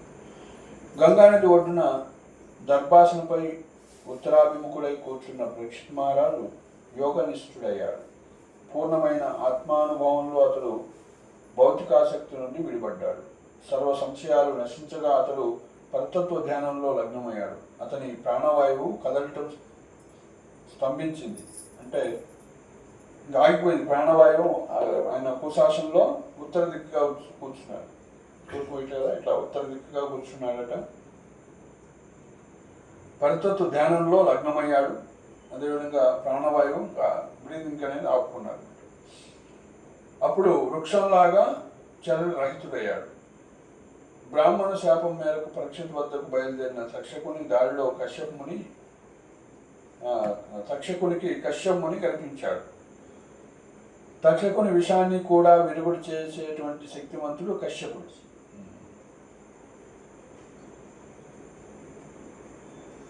సో కశ్యప ప్రజాపతి ఆయన. తక్షకుడు తన ఒక చెట్టును కాటువేయగా అది భస్మీపట్నం అయింది. కానీ కశ్యపుడు దానికి తిరిగి జీవం పోసి తన యోగశక్తిని నిరూపించాడు. అది చూసిన తక్షకుడు అతనికి కొంత బహుమానం ఇచ్చి పరీక్షను కాపాడే ప్రయత్నం నుండి విరమింపజేశాడు. తర్వాత కామరూపి అయిన తక్షకుడు బ్రాహ్మణ వేషంలో పరీక్షను సమీపించి ఆ రాజును కాటువేస్తాడు. సో ఆ విధంగా ఆయన ఏం చేశాడు, ఆ పరీక్షిత్ మహారాజుకి ధర్మయ్య ఏం చేస్తున్నాడు, ఇలా ఏదో అపాయం ఉందనేసి ఒంటి స్తంభం నిర్మించి అన్ని ఏర్పాటు చేసి అన్ని కేర్ తీసుకొని బ్రాహ్మణులు మాత్రమే వేదాన్ని వల్లించడానికి బ్రాహ్మణులు మాత్రమే పెడితే ఆయన ఏం చేసాడు, ఒక బ్రాహ్మణుడు వేషం వేసుకొని పోతున్నాడు. ఒక సేవకుడు లోనికి వస్తుంది పూతన కదా తల్లి వేషం వేసుకొని కృష్ణుని చంపడానికి బ్రాహ్మణుడు వేసుకొని వెళ్ళి అక్కడ పోయి ఆయన సో తక్షక రూపం అర్జున రూపంలో వస్తుందన్నమాట. ఓకే,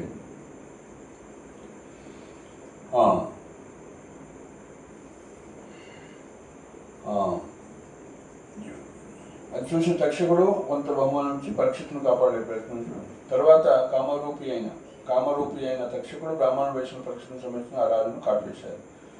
ఆ సర్ప విషానలానికి పరీక్షితు దేహం క్షణంలో దగ్ధమైంది. అది చూసి భూమి ఆకాశాల్లో ఆహాకారాలు చెలరేగాయి.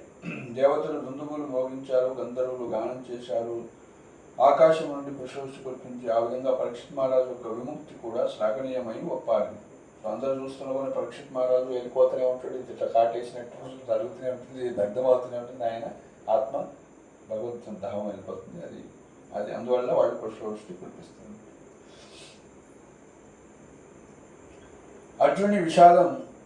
భగవద్గీత కారణమైనట్లే పరీక్షిత్ మహారాజు వలన భాగవత కథోదయము జరిగింది. ఈ ప్రకారం 2 కృష్ణ కథలకు పాండువంశీయులే కారణమయ్యారు. సుఖదేవ గోస్వామి పరీక్షిత్ మహారాజుకు భాగవతాన్ని వినిపించే సమయంలో సూత గోస్వామి కూడా ఆశీనులై ఉన్నారు. తర్వాత ఆయన నైమిషారణ్యంలో సౌనకాది మహామునులకు ఈ భాగవతాన్ని వినిపించారు. కలియుగం ఆసన్నమైందని తెలిసిన సౌనకాది మునులు 1000 సంవత్సరాలు కొనసాగు ఒక యజ్ఞాన్ని లోక కళ్యాణానికే తలపెట్టారు. కానీ కొంతకాలం జరిగిన తర్వాత జరిగాక దాని వలన కలిగే ప్రయోజనంపై సంశయం కలిగి సూత గోస్వామి ద్వారా కృష్ణ కథను వినడానికి సన్నద్ధులయ్యారు. వాళ్ళు ఒక పెద్ద యజ్ఞం చేద్దాం అనుకున్నారు. యజ్ఞం చేస్తే అంత పొగలే పట్టుకుంటుంది అని వాళ్ళు ఆలోచించుకుని ఫైనల్గా ఏమనుకున్నారు, కృష్ణ కథ వినటమే గొప్ప యజ్ఞం అని అనుకొని సూత గోస్వామి ద్వారా ఈ కృష్ణ కథను వినటం మొదలుపెట్టారు. సుఖదేవ గోస్వామి విన్న భాగవత కథను అప్పుడు సూత గోస్వామి సౌనకాది మహామునులకు నైమిషారణ్యంలో వివరించారు. కృష్ణ కథలు జగన్మంగళములు. అవి శ్రోతలను పునీతులను చేస్తాయి. అవి తప్త జీవనానికి అమృతవర్షం వంటివి. మహామునులు వర్ణించినటువంటి ఆ లీలను భూమి అంతటిను ప్రచారం చేయవాడే నిజమైన పరమ ఉదాహరణలు. ఇది గోపికల వాక్యం. తవ కదామృతం ప్రాప్త జీవనం కవి విలీరితం కల్మషాప శ్రవణ మంగళం శ్రీమదాతనం భువి గృణంతి భూరిదానన. సో తవ కథామృతం ప్రాప్త జీవనం అంటే ఎవరైతే కష్టాలు ఉంటో ఆ యొక్క తాపాన్ని తుడిచివేసేటువంటిది హరికథ కృష్ణ కథ అని చెప్తున్నారు అనమాట. గోపికలు భాగవతంలో దశమస్కంలో అది ఇక్కడ చెప్తున్నారు అనమాట. కృష్ణ కథలు జగన్ మంగళములు, జగత్తు కూడా మంగళాన్ని చేకూర్చారు. కాబట్టి మనం ఇక్కడ కూర్చొని శ్రీమద్ భాగవతాన్ని చదువుతున్నామంటే ఏమవుతున్నట్టు, సో మొత్తం కూడా లోకానికి ఎంతో శుభం జరుగుతుంది అన్నమాట. సో ఈ విధంగా పరీక్షిత్తు జనన సమయంలో శ్రీకృష్ణుని ప్రత్యక్షంగా దర్శించాడు. మరణ సమయం ఆసన్నమైనప్పుడు అతడు శ్రీకృష్ణుని నామరూపాలలో లీలా రూపంలో దర్శించాడు. లీలా రూపంలో దర్శించాడు. శ్రీకృష్ణునికి కృష్ణ నామానికి తేడా లేదు. ఈ ప్రకారం అతడు తల్లి గర్భంలో ఉన్నప్పటి నుంచి భగవద్ధామం చేరే వరకు కృష్ణ భక్తి భావంలోనే సదా నిలిచి ఉండి భక్తులకు మార్గదర్శకత్వం అయ్యాడు. హరే కృష్ణ కృష్ణ కృష్ణ హరే హరే, హరే రామ రామ రామ నామ చింతామణి కృష్ణ చైతన్య రస విగ్రహ నిత్యముక్తో పూర్ణశుద్ధో నిత్యముక్తో అభేద నామనామి. సో కాబట్టి నామచింతామణి కృష్ణ చైతన్య రస విగ్రహ నిత్యముక్తో పూర్ణశుద్ధో అభిన్నత్వాత్ నామనామి. సో కాబట్టి కృష్ణుని నామం మనం చేస్తున్నామంటే హరే కృష్ణ కృష్ణ కృష్ణ హరే హరే, హరే రామ రామ రామ. మనం కృష్ణుతో ఉన్నట్లే. కృష్ణనామం చేస్తున్నామంటే కృష్ణుతో ఉన్నట్లే. ఎందుకంటే కృష్ణనామము కృష్ణుడు అభిన్నము అన్నమాట. అదేవిధంగా కృష్ణ కథ కూడా అంతే. సో కాబట్టి మనం కృష్ణ కథ వింటున్నట్లయితే కృష్ణుడు మన మనసులో మన హృదయంలో స్ఫురిస్తాడు. సో ఈ యొక్క శ్రీమద్ భాగవతానికి ఆసక్తి ఉంటుందన్నమాట. అయితే ఇప్పుడు మనం ఏం చేయాలంటే విన్నాము క్లాసు. భాగవతంలో పరీక్షిత్ మహారాజ్ స్టోరీ ఒకటి ఉన్నాం కదా, భాగవత మహత్యంలో కొంచెం ఒక పారాగ్రాఫ్ అన్న చదువు. భాగవతం మహిమ వర్ణము 100వ పేజీలో 100వ చాప్టర్.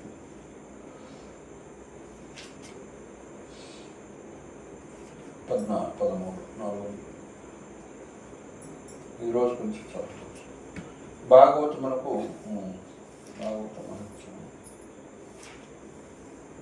భాగవతంలో భాగవత మహిమా వర్ణము.